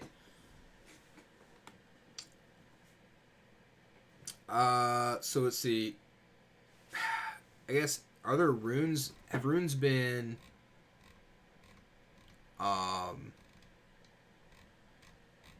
spoiled at all?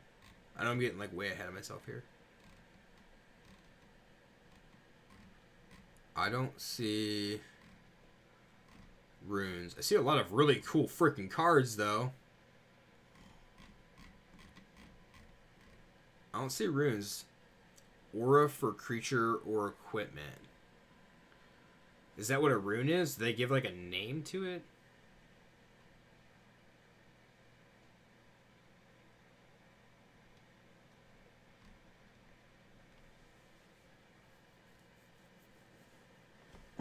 That seems very odd. For a rune card. I'm gonna have to put these into, notes somewhere. So, I'm assuming that, this Giant's Amulet is a rune. It's a rune card. Or a rune spell. And that's a bad one to pick, though. I don't think we've had another one.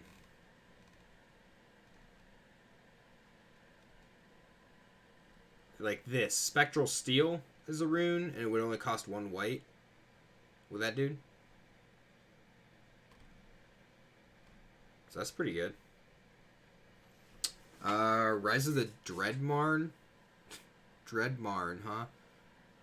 3-minute instant. Create X 2/2 black zombie berserker creature tokens where X is the number of non-token creatures that died this turn. Holy cow. And you can foretell for a black... What? What?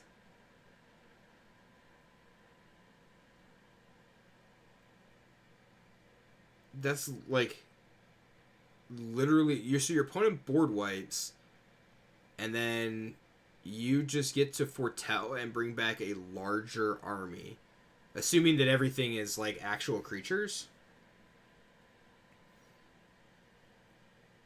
That's just an insane. That seems insane card.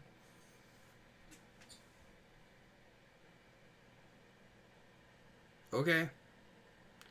Alright. Well, I'm gonna be playing. I'm gonna be trying to make some zombies in standard. That's for sure.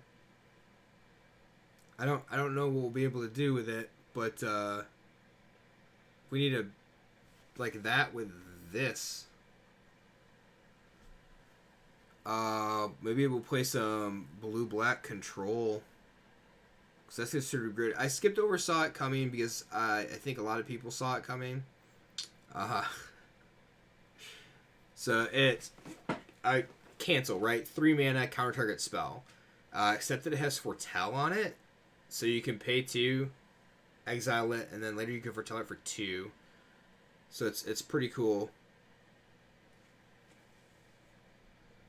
Blue uncommon that's in Chinese is a rune. This one? Ha! Of course, because, like, I skipped right over it. Rune of Aviation. Enchantment or a rune. Okay. Enchant permanent. When a Rune of Aviation enters the battlefield, draw a card. As long as enchanted permanent is a creature, it has flying. As long as enchanted permanent is an equipment, it has equipped creature, has flying. Gotcha. So the rune enchants a creature or an equipment. I got you now. That makes way more sense. So I'm assuming then that we're going to see more runes. Okay. Arnie Broken Bow. I don't want to read red cards because they make me so... 3 mana 3/3 with haste. Boast for 1. You may choose Arnie Broken Bow's base power. You may change Arnie Broken Bow's base power to 1 plus the greatest power among other creatures you control until end of turn. Okay. Great. So, you Embercleave. Something gets gigantic, like an Anax. And, then you Boast for 1. Activate this ability only if creature attacked. Activate this ability only if this creature attacked this turn and only once each turn. So then Arnie Broken Bow can become 1 higher power than whatever that is.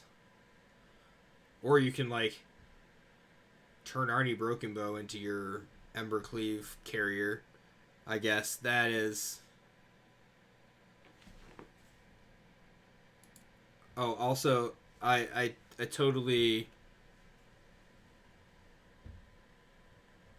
Sorry, nobody could see the comment for from Be Cool because I didn't realize it was held by Automod there.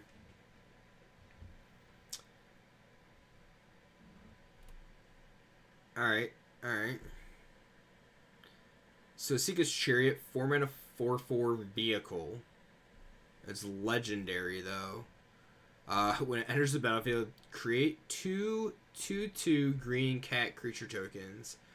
Whenever it attacks, create a token that's a copy of target token you control, and it crews for it. So it makes 2 creatures that can immediately crew it, which is really sweet, I think. And then whenever it attacks, you get to create another cat, or whatever else. Like if you have another token out. So that's pretty cool. Shit, they've like already gone through a bunch of the rares and stuff. Okay, what else? Okay, here's the other. I'm gonna skip a bunch of shit here. Sorry. I guess I'm not. Sigrid, God Favored, 3 mana 2/2 flash first strike pro gods. When it enters the battlefield, exile up to 1 target attacking or blocking creature that's until Sigrid leaves the battlefield. Okay. I see your Croxa. It attacks, that's fine. I'm going to flash this in and exile it. I guess you get it back, so that's probably not the best way to do that.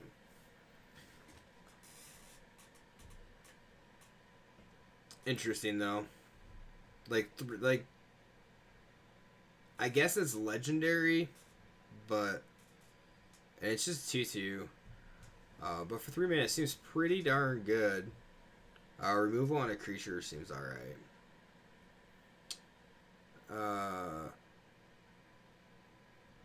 Alright, skip this, I guess. Vargoth, Bloodsky Sire, 3 mana 2/3, Death Touch. Boasts for 2. Target player searches their library for a card, then shuffles their library and puts that card on top of it.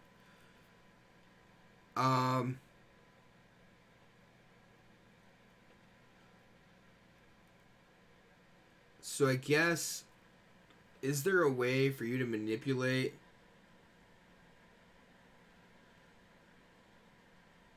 he exiles your own stuff too?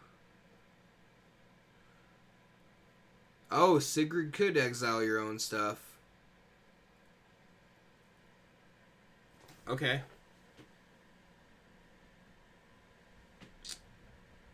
Varagoth seems terrible with Mill around. Yeah, I was trying to think of a way that, like, that really helps you.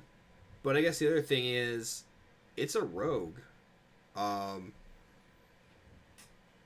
so you could just play that, like, in a Dimir Rogue's shell. I mean, it's a 2/3 for 3 with Death Touch. That just has a random ability that if it attacks, you can tutor up a card.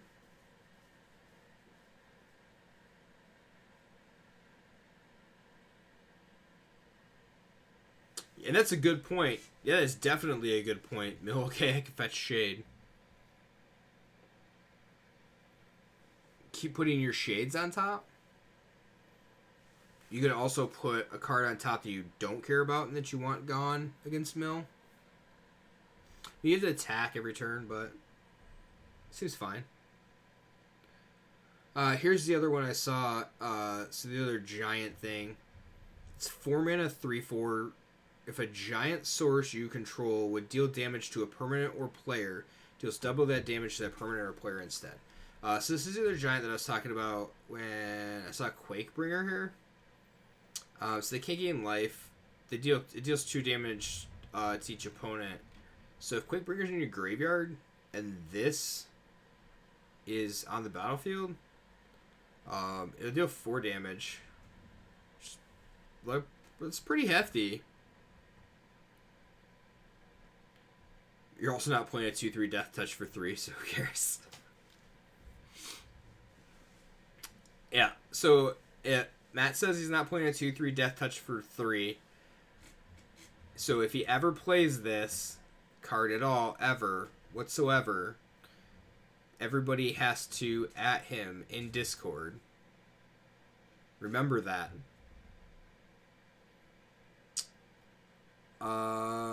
Kolvori, God of Kidship. Okay, you'll play it week 1.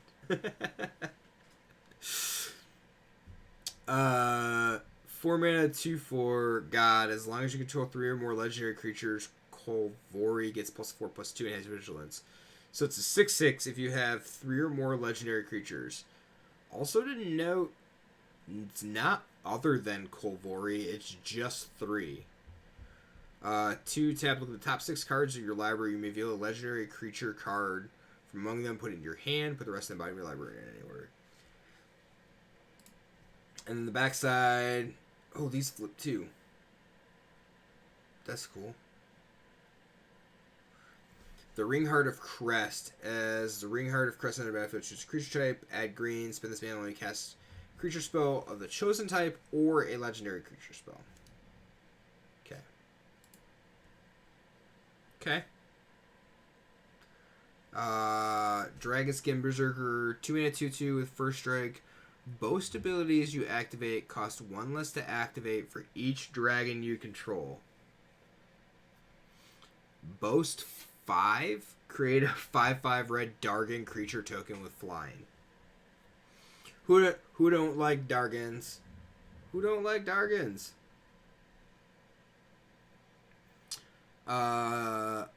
Blessing of Frost, 4 mana, distribute X +1/+1 counters among any number of creatures you control, where X is the amount of snow spent to cast a spell. Then draw a card for each creature you control, power forward. Holy shit. That's really good with Vorinclex. Really good with Vorinclex. Also, thing to note that snow basics are literally just going to be the new basics. It's probably okay at best, requiring an attacker and spending 1 black on your turn, Matt. It's a big cost for a Drago player. Yeah, I'd agree. And it's only like this creature has to attack every turn. So I'd agree for somebody playing Drago, it's probably not the greatest. That's where I think it's like that Rogues deck, even though it doesn't have Flash, might be the best style fit for it currently. If like the implications. Think about it as like trying to think of the implications of fitting it into a current standard deck, and if you could do something with it. So here we see each player sacks 2 creatures. So some sacrifice effects here. It is a lot.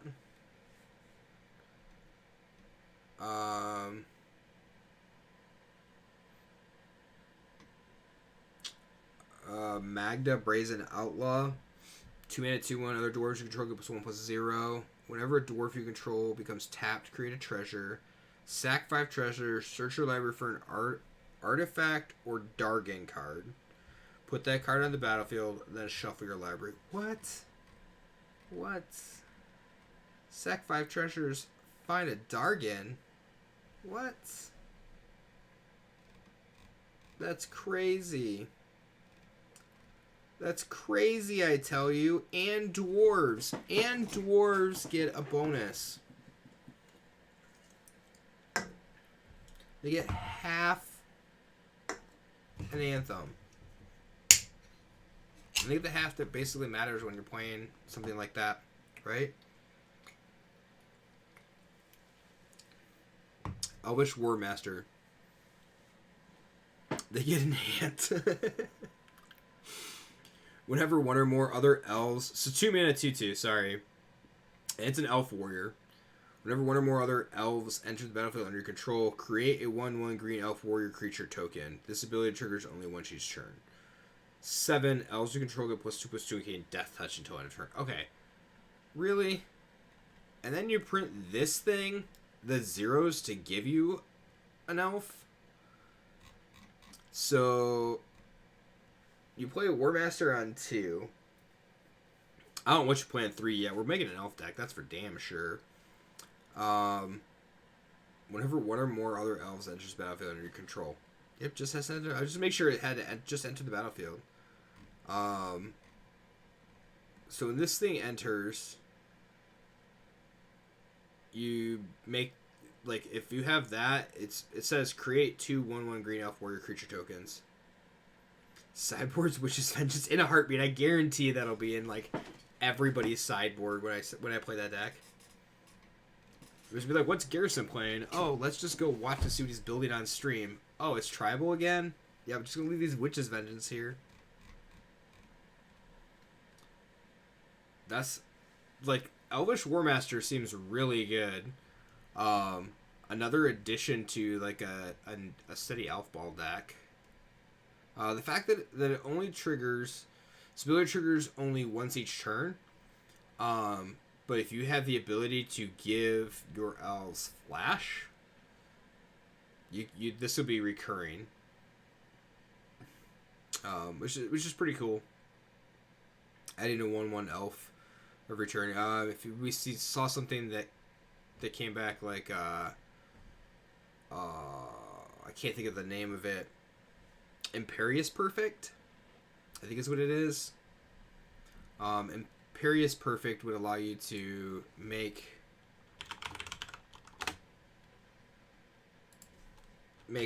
creatures on their turn, right? Yeah, green, tap it, create a 1/1 green elf warrior creature token, and then your elves get +1/+1. So obviously we won't see Imperious Perfect this set. But that would go very, very well with that card. So another addition to... Man, it makes me want to build Elf Ball Commander again. It really does. To never play it, of course. Old Growth Troll, when it dies, if it was a creature, return to the battlefield. It's an aura enchantment with Enchant Forest you control, and Enchanted Forest adds 2 green, and add 1 tap, sack this land, create a tapped 4/4 green troll warrior creature. Okay, yeah, there's a lot there. Sorry, I got a bunch of stuff happening, and of course with this scene I don't have like anything set up. So Letterson with the T1 sub, thank you very much. I have no idea what that says, but we're going to go...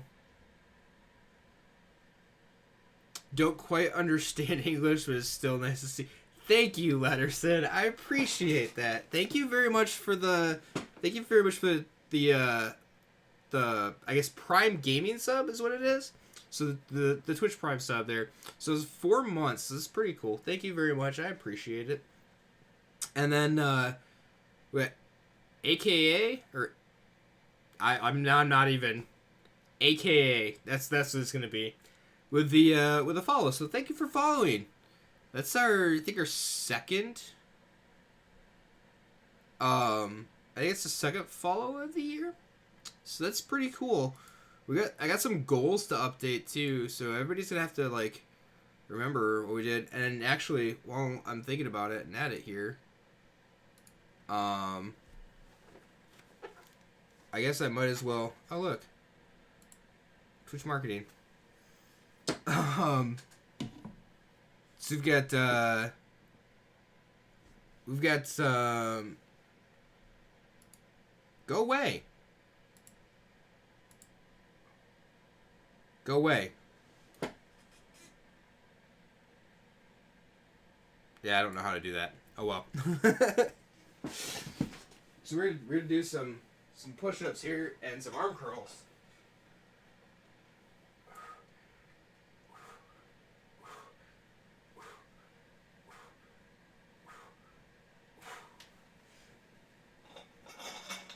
With the new addition of arm curls here, we're gonna get buff.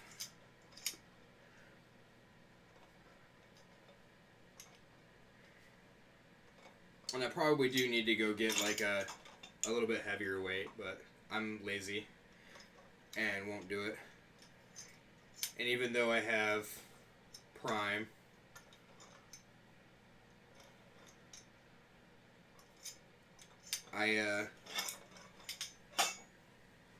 again, I'm lazy.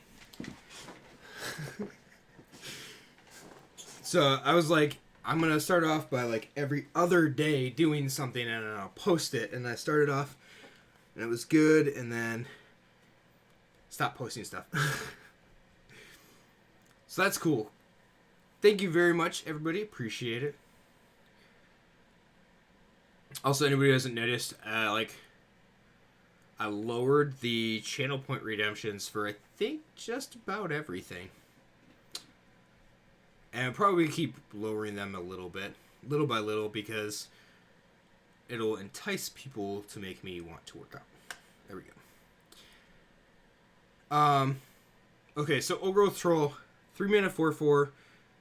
If it's a creature, it comes back as an or enchantment with Enchant Forest. And it has tap, add 2 green.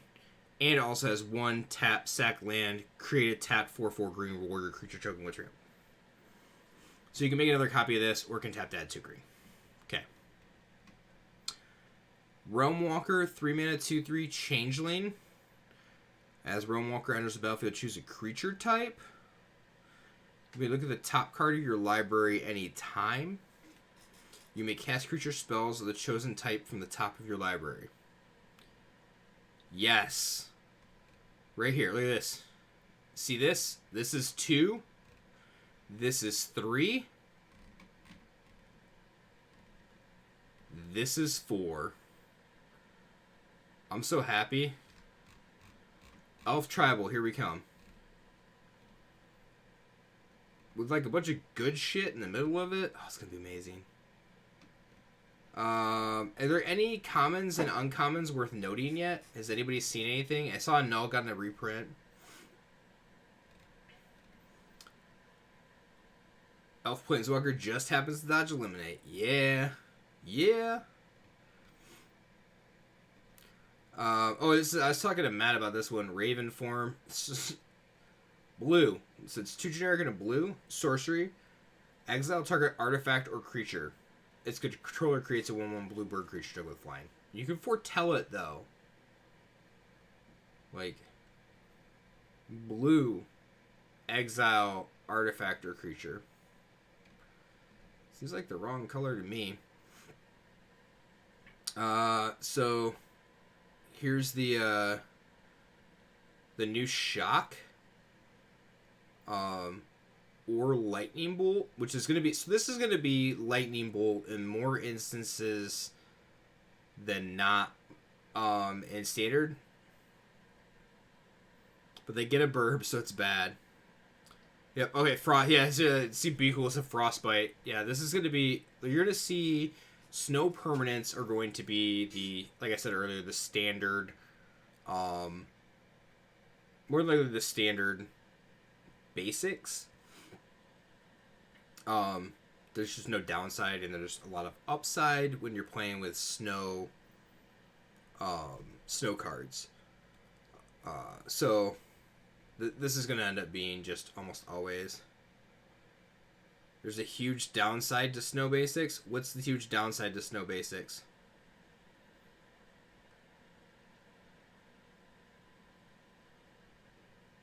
They aren't beta. Yeah. You got me there.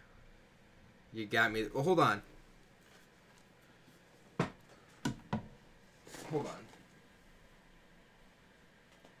Let's see if I know where they're at.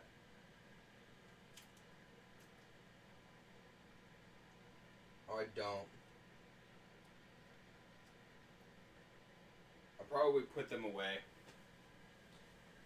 I was going to say, it's okay, though, because we get to play with the cool older snowlands. So at least they're not just like brand new, but I don't know where they're at. I also don't know if I own enough of them, so I'll have to find out. I'll take inventory of that. So Village Right's got a reprint. Yay. No, they have snow instance. Yeah, I was talking about that earlier, the fact they have snow instance of sorceries, and I didn't think this, and you may know, nobody else said anything. I think it's the first instance that they have had snow instance and snow sorceries. Did I pick up 20 of each foil snow basic? I did not, because they're ridiculously expensive, aren't they? I will say this card right here, Snakeskin Veil. Put a 1/1 counter on target creature you control and it gains hexproof until end of turn. Green instant. I like it. Wait, Shaded Land is Snow? Additional 1 mana of any color. Snow instant is not Goyf. +2, right? No, because it's not a type, right? So it's still just 1 as an instant. So it doesn't matter.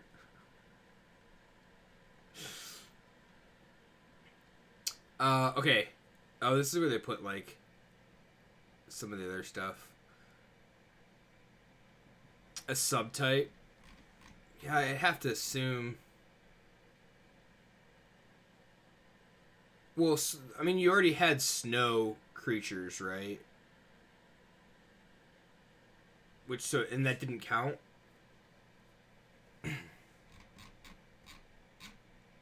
So, yeah, I think so. So we get Kaya. There's a bunch of shit down here, isn't there? Holy cow. So we got Kaya. 5 mana, put a Ghost Form counter on up to 1 target non-token creature. It gains when this creature dies, just put it into exile. Return it to its owner's hand and create a 1/1 white spirit creature with flying. -3, exile target non-land permanent. -7, you get an emblem with the beginning of your upkeep. You may cast a legendary spell from your hand, from your graveyard, or from among cards you own in exile without paying its mana cost. That seems ridiculous. Nico Eris. So here's an X Planeswalker. Have we had an X Planeswalker yet? I don't think we have. I don't think we've had a Planeswalker with X in their casting cost yet. Nissa. Oh, that's right. Sorry. My bad. Yep, Nissa did.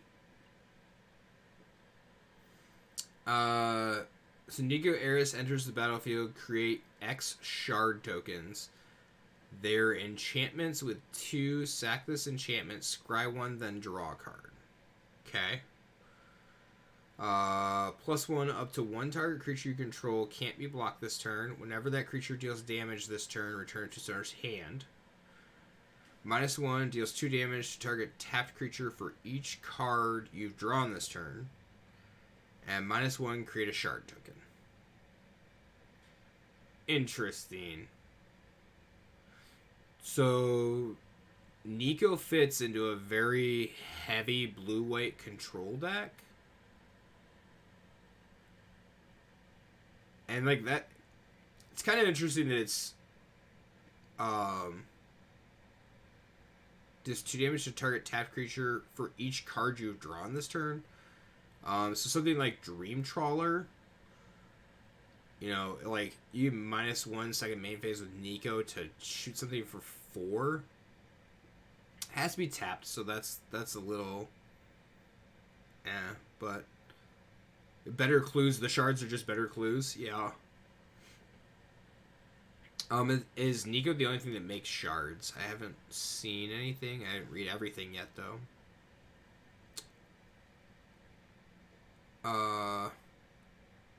So we went over Tibble earlier. We got Como, Cosmos Serpent.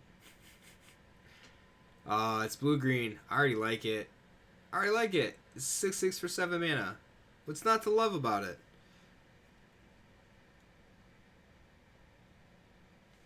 Can I control mouse wheel the website? Oh, I can. I didn't think I could.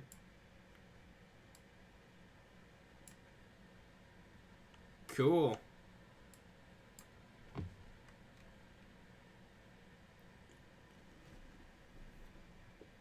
Look at Matt with his good ideas. Wheel down 1 click. There we go. Does that work? Or does it need to be down 1 more?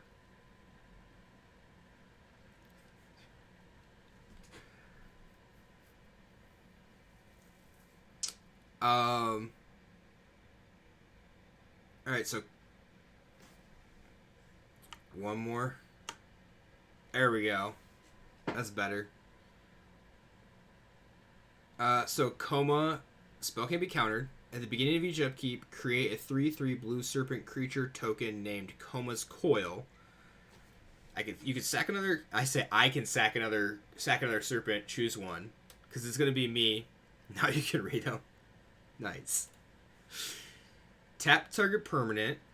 Its activated abilities can't be activated this turn. Or Coma Cosmos Serpent gains indestructible until end of turn. Interesting.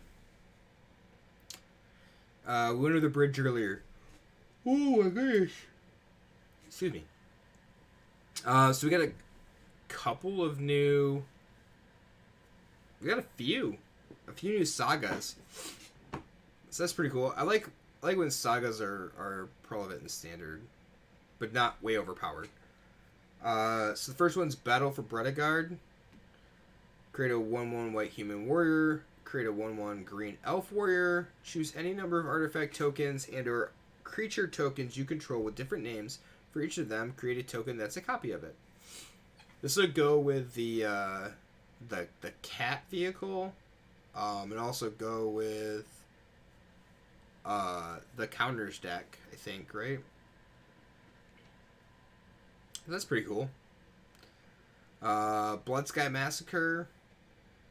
Create a 2/3 red demon berserker creature token with menace. Whenever berserker attacks this turn, you draw a card with his life. And then add red for each berserker you control. Until end of turn, you don't lose mana as steps and phases end.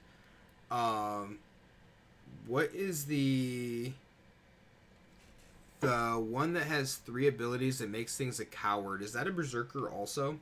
I can't think of its name. It's currently in standard and it came out in Zendikar here. Zendikar Rising. Why can I not think of its name? Somebody else will be able to think of its name. It's like got 3 different abilities you could pay 1 for.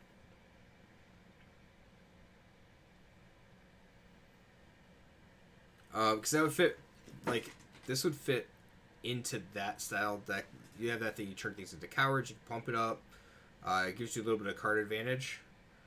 And then that last one, just allowing you to like go berserk, but not the card because the card berserk's green. Herald unites the elves. Mill 3 cards. You may put an elf or Tyvar card from your graveyard onto the battle. Holy shit. I gotta scroll all the way up here.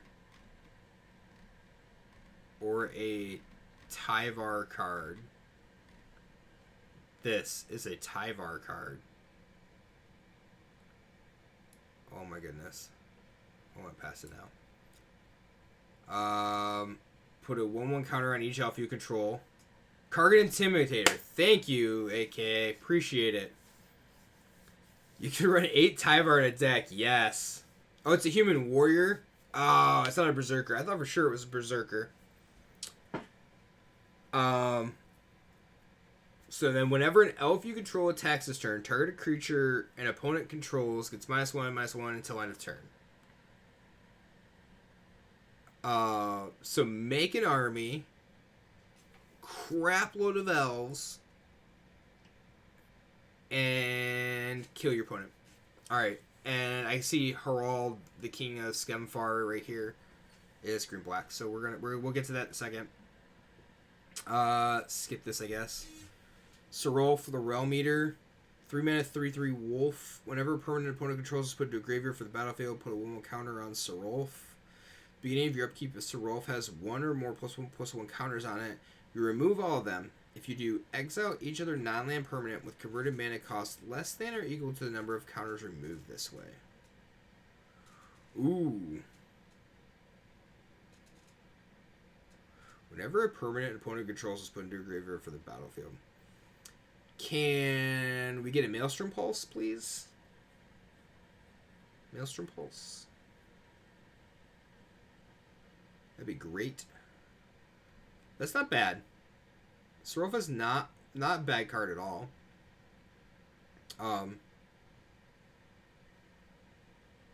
It just allows you to like keep the board clear.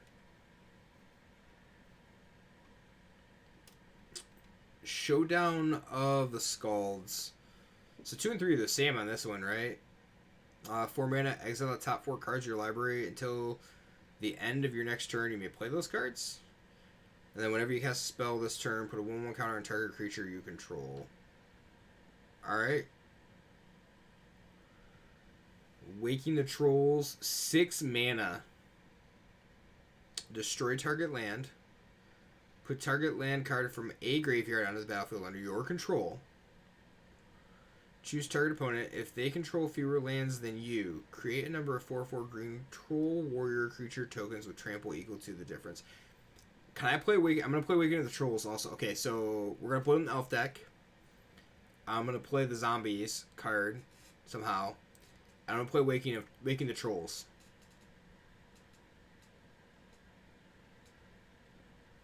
MFR's going to blink that in Orion. What? The Showdown of the Scalds?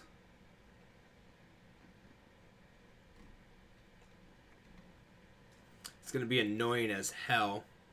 Oh, Waking the Trolls? You think so? Oh, destroy her land. Naya Orion. Gotcha.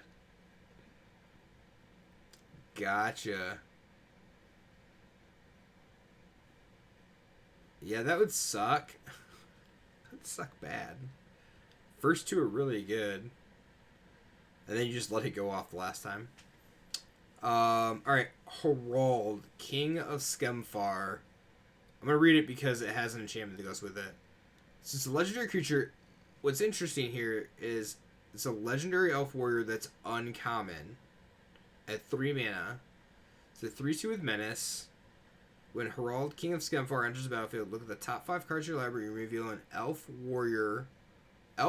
warrior, or Tyvar card from among them and put it in your hand. Put the rest of the body of your library in a random order. Okay? I mean, we have a deck. Just out of this set.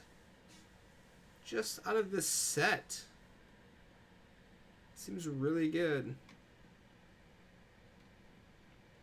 Why don't you go see... Look at Wasi still supporting tiny leaders. Yeah. I could get behind that deck. That's pretty cool. So this uncommon saga. So this is interesting. All right, this is a rare saga with an uncommon legend. This is an uncommon saga with an uncommon legend. Yeah, and then here again is like this goes into the you kill something, discards a card. If you sacrifice a creature, you can bolt something, and then they discard a card. Each player discards a card, and then return target creature card from your graveyard to the battlefield. Put one card on it against haste until your next turn, which is really good with a bunch of the black rares that we saw at the beginning when we started looking at spoilers here, which is pretty sweet. And then this is a Demon Berserker. Carter Doomscourge. Legendary Demon Berserker. When enters the battlefield until your next turn, creatures your opponents control attack each combat if able, and attack a player other than you if able. Whenever an attacking creature dies, each opponent loses life and you gain a life. So this is definitely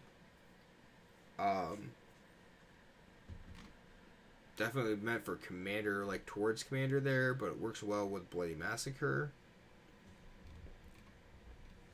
Okay. I don't know what that is. I don't know what these are. We got some more uncommons here. Alright, so we have Maskwood Nexus. Creatures you control are every creature type. The same is true for creature spells you control and creature cards you own that aren't on the battlefield. Then you can pay 2 to make a 2/2 blue shapeshifter creature token with Changeling. Okay. Alright. So everything has Changeling.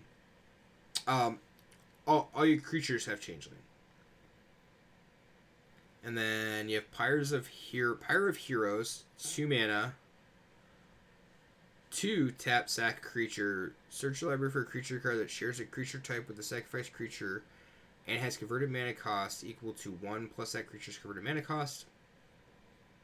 Put that card on the battlefield, then shuffle your library. Activate this ability only anytime you can cast a sorcery. Okay, so this is interesting. I wonder if there's enough of like this will fit obviously into a Changeling deck. Excuse me. With something like Maskwood Nexus.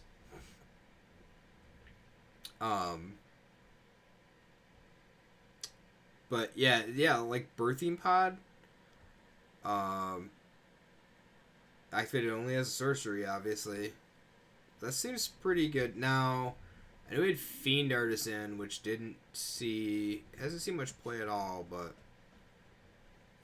Pyre of Heroes, being that it's on an artifact, could actually be... Seems like it could be pretty good. Although, sacrificing a creature is part of the cost, so if there's a way... I don't know if there's a Stifle that's going to be any good.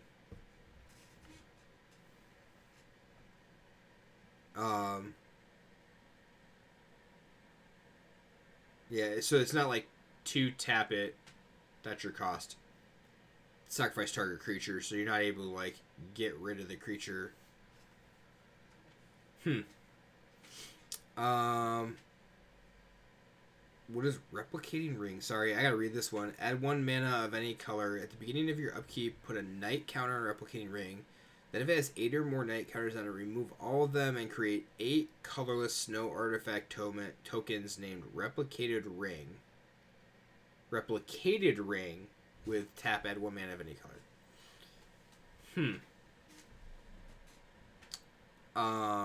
Okay.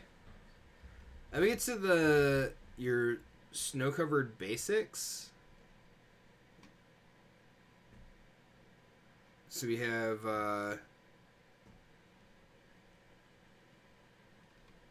some alright artwork. I wish that they were full art. That'd be cool. I like this forest. I like this like actual tree snow-covered lands. Dual snows, yeah, we'll get there because I didn't know about these things. I didn't know they were actually a thing until Matt said something on Friday. So you have dual snow duels, right, with basic land types that enter the battlefield tapped. So they can be fetched in other formats, which is just bad. But they're the first snow duels.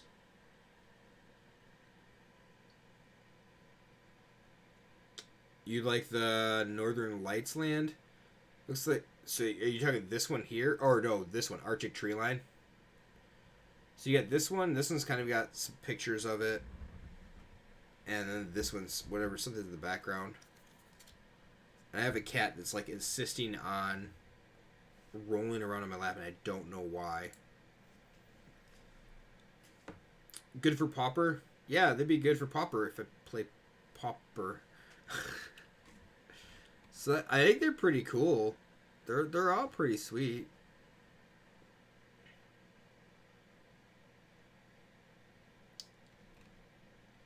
And then we have this is a new Mutavault, right?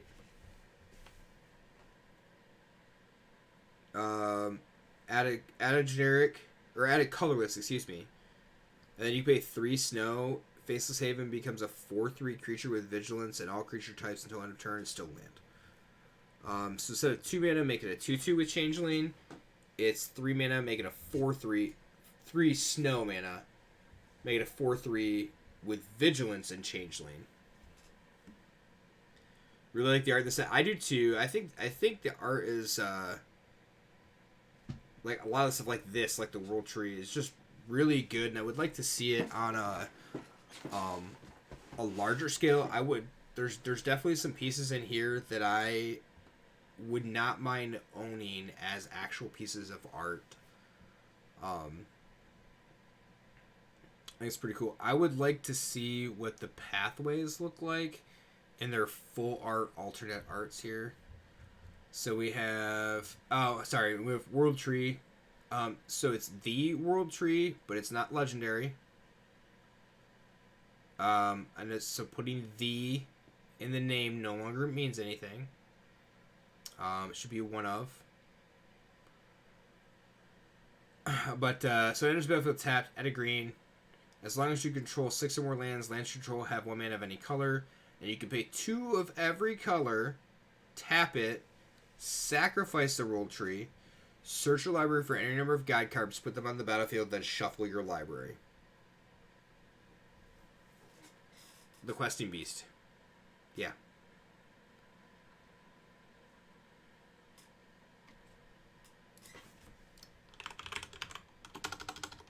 Is there a "the" in that? There's not, right? Yeah, it's just Questing Beast. It's Questing Beast is a legendary creature, but there was only one in the story. There is not, and it caused an issue. Yeah, it's like the opposite. Well, it's like Valakut, the Molten Pinnacle. I don't know why, but it's just like the as a word in the deck or in the card name means just to one of, and like the World Tree is a one of and should probably be legendary.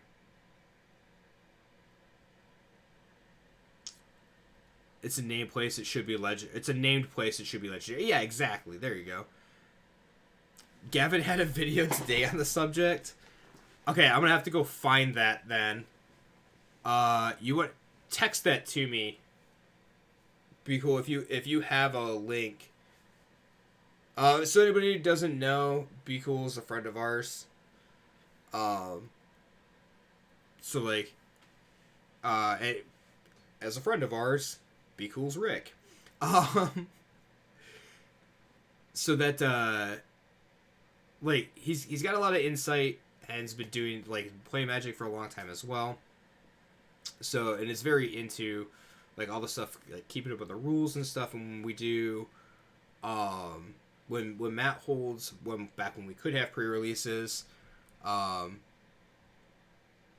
Rick kind of went over all of the rules and the different things that changed with the new sets when they came out. So he's very on top of a lot of that stuff. So it's good to have it's good to have him here, period. But it's good to have him here as we're going through a bunch of this stuff because he like sees a bunch of it. Has already gone through and read a bunch of it, and like I just got his message. So sweet, I will check that out. I have to definitely check that out. It's interesting to see what Gavin and then anybody who hasn't, anybody who hasn't seen it, they could check it out. I'm sure somebody else could find it, or if Rick has a link, we can get a permit so that he can post it. I just wanted to see what they did the flippy things here. Search Good Morning Magic on YouTube.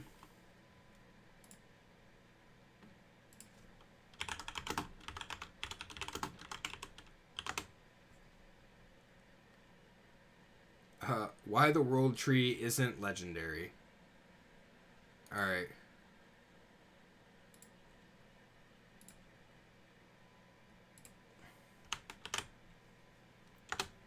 So that should be it.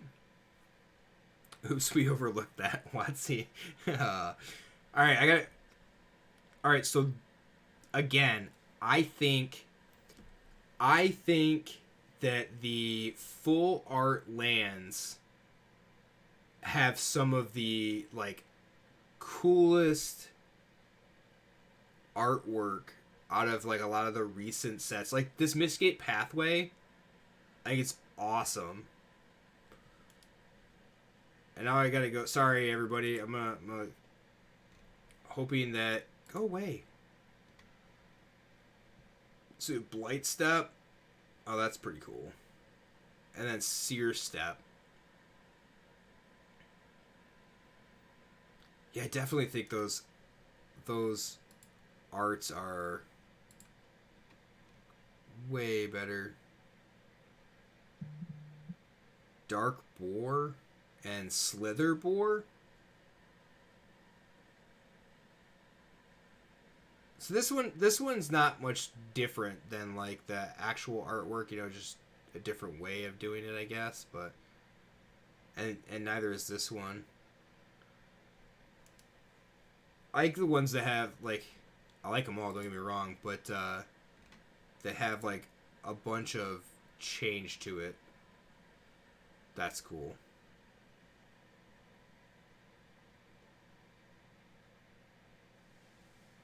It's just basically open up. So Bark Channel Pathway and Tide Channel Pathway. Now we have to write an elaborate reason why they overlooked. Yeah, sure. Summary doesn't play well. Oh. As a combo piece, you want 4 of them, but with 4 of them, the legendary rule comes up too often. Yeah, I guess. It just seems like, I mean, it was the same. I don't know. It seems like every set or every couple of sets, we start to have this discussion again. Oh, okay. I didn't know they did this. I didn't know, sorry everybody, that they put the showcase cards down here. Otherwise I wouldn't have taken as long to look at them. And actually to see some that we didn't get to see that didn't have the flips in there.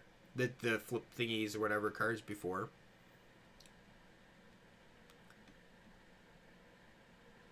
The showcases, I think, are really good for this set.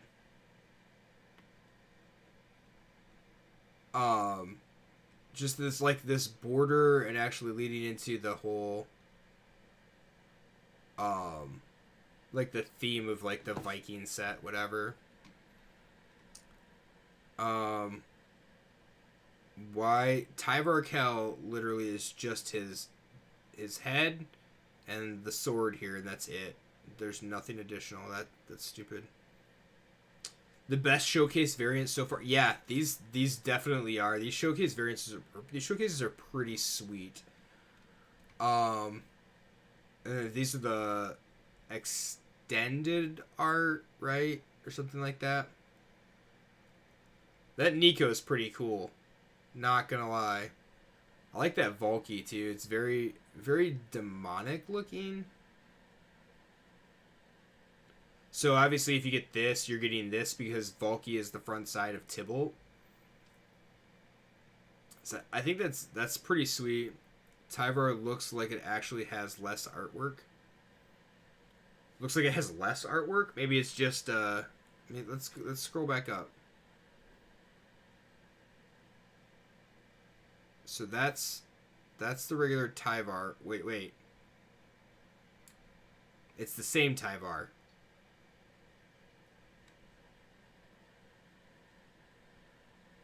Oh.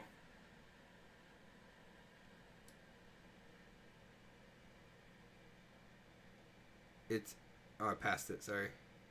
It's the same Tyvar and I don't know why. Sorry, Rick. I thought you were posting a link. And you might have been. Valkyrie's pretty cool.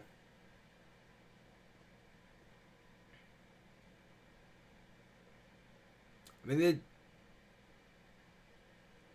oh, his link is the correct Tyvar? Aw. You're probably gonna have to give, like, another, permit. Or I have to go find it, I guess. There we go. I couldn't click it because it wasn't there. Now it's there. So this is the correct Tyvar Cal. Interesting. I'm not a huge fan of that Tyvar. Be honest.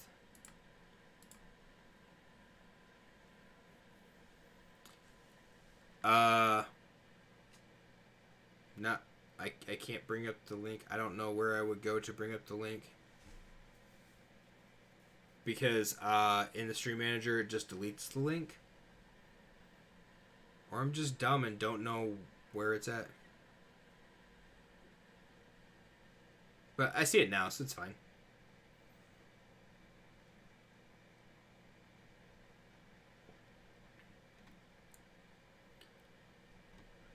This is definitely a good looking set. But I'm not in Twitch chat. I can click it in the stream manager now after we posted it again, but that's it. Alright, so Frostbite is a promo pack. Masked Vandal is a promo.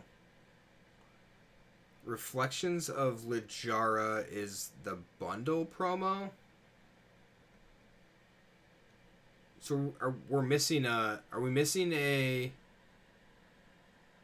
Is there only 2 promo packs? Or maybe they haven't revealed the other one yet. Oh, Realm Walker is the buy a box promo. Yeah, so I thought there should be 3, but they might not have spoiled the other card yet. Yeah.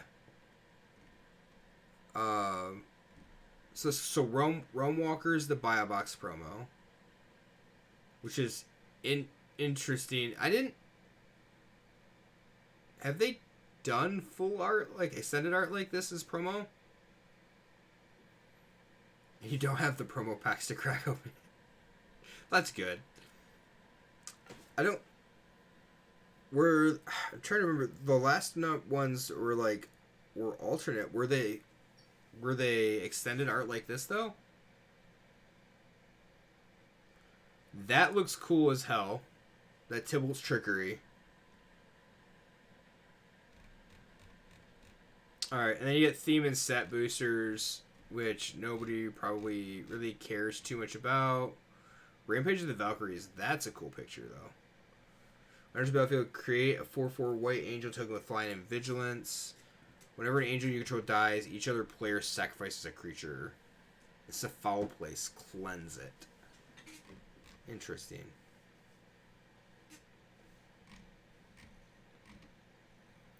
Interesting. All right. Well, that's that's spoilers.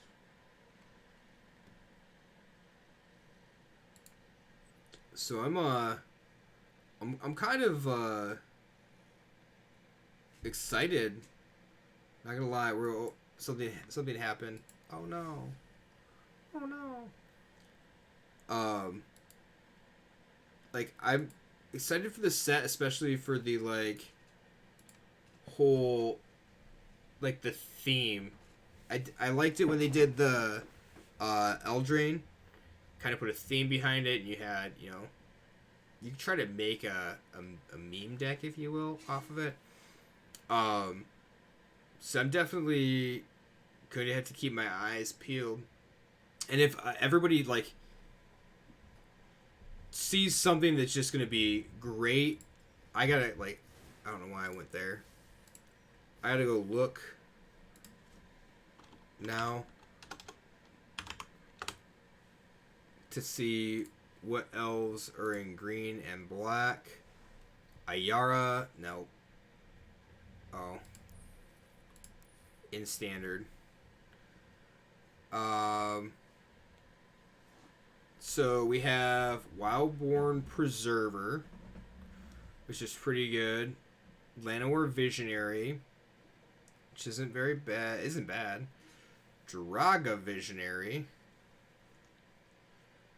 And that's it. So Elf Tribal is going to need some. Oh yeah, we can play Okame Adversary too. We're gonna need some changelings. I think it's going to be the case.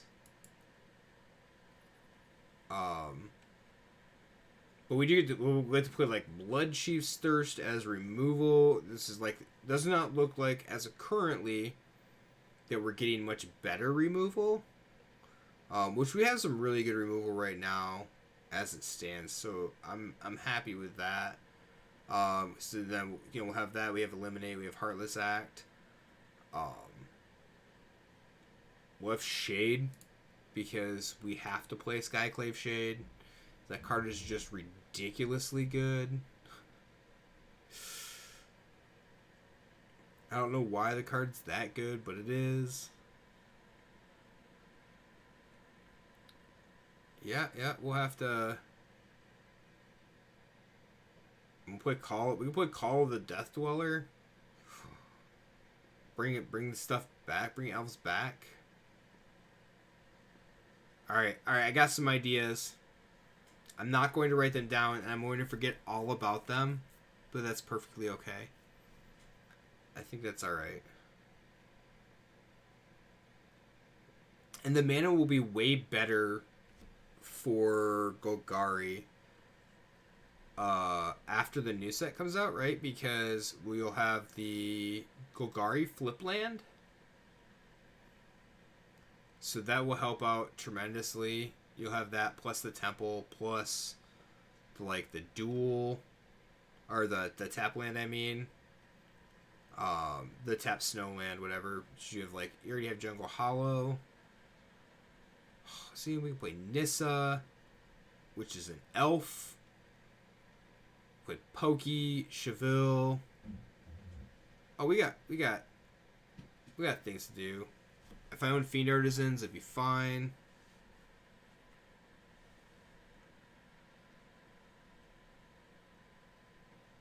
Because we could just go tutor up the elf that we want. If they'd unban Oko, I think it'd be fine in standard right now. They banned Uro, so they should just unban Oko. It's not even that broken anymore. Oko, not Broko. Unban Oko. Could we, at the beginning of your upkeep, look at the top card of your library. You put that card in your graveyard. Exile a card from your graveyard. Add colorless. Spend this mana only to cast a color spell without X in its mana cost.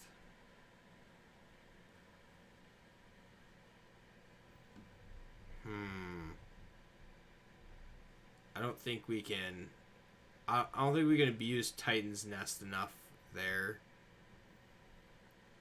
Um, or Emergent Ultimatum. I don't think we could. Maybe we could. But I doubt it. So, okay. Alright, well. So we made it through most of the spoilers. Going through the mythics and the rares.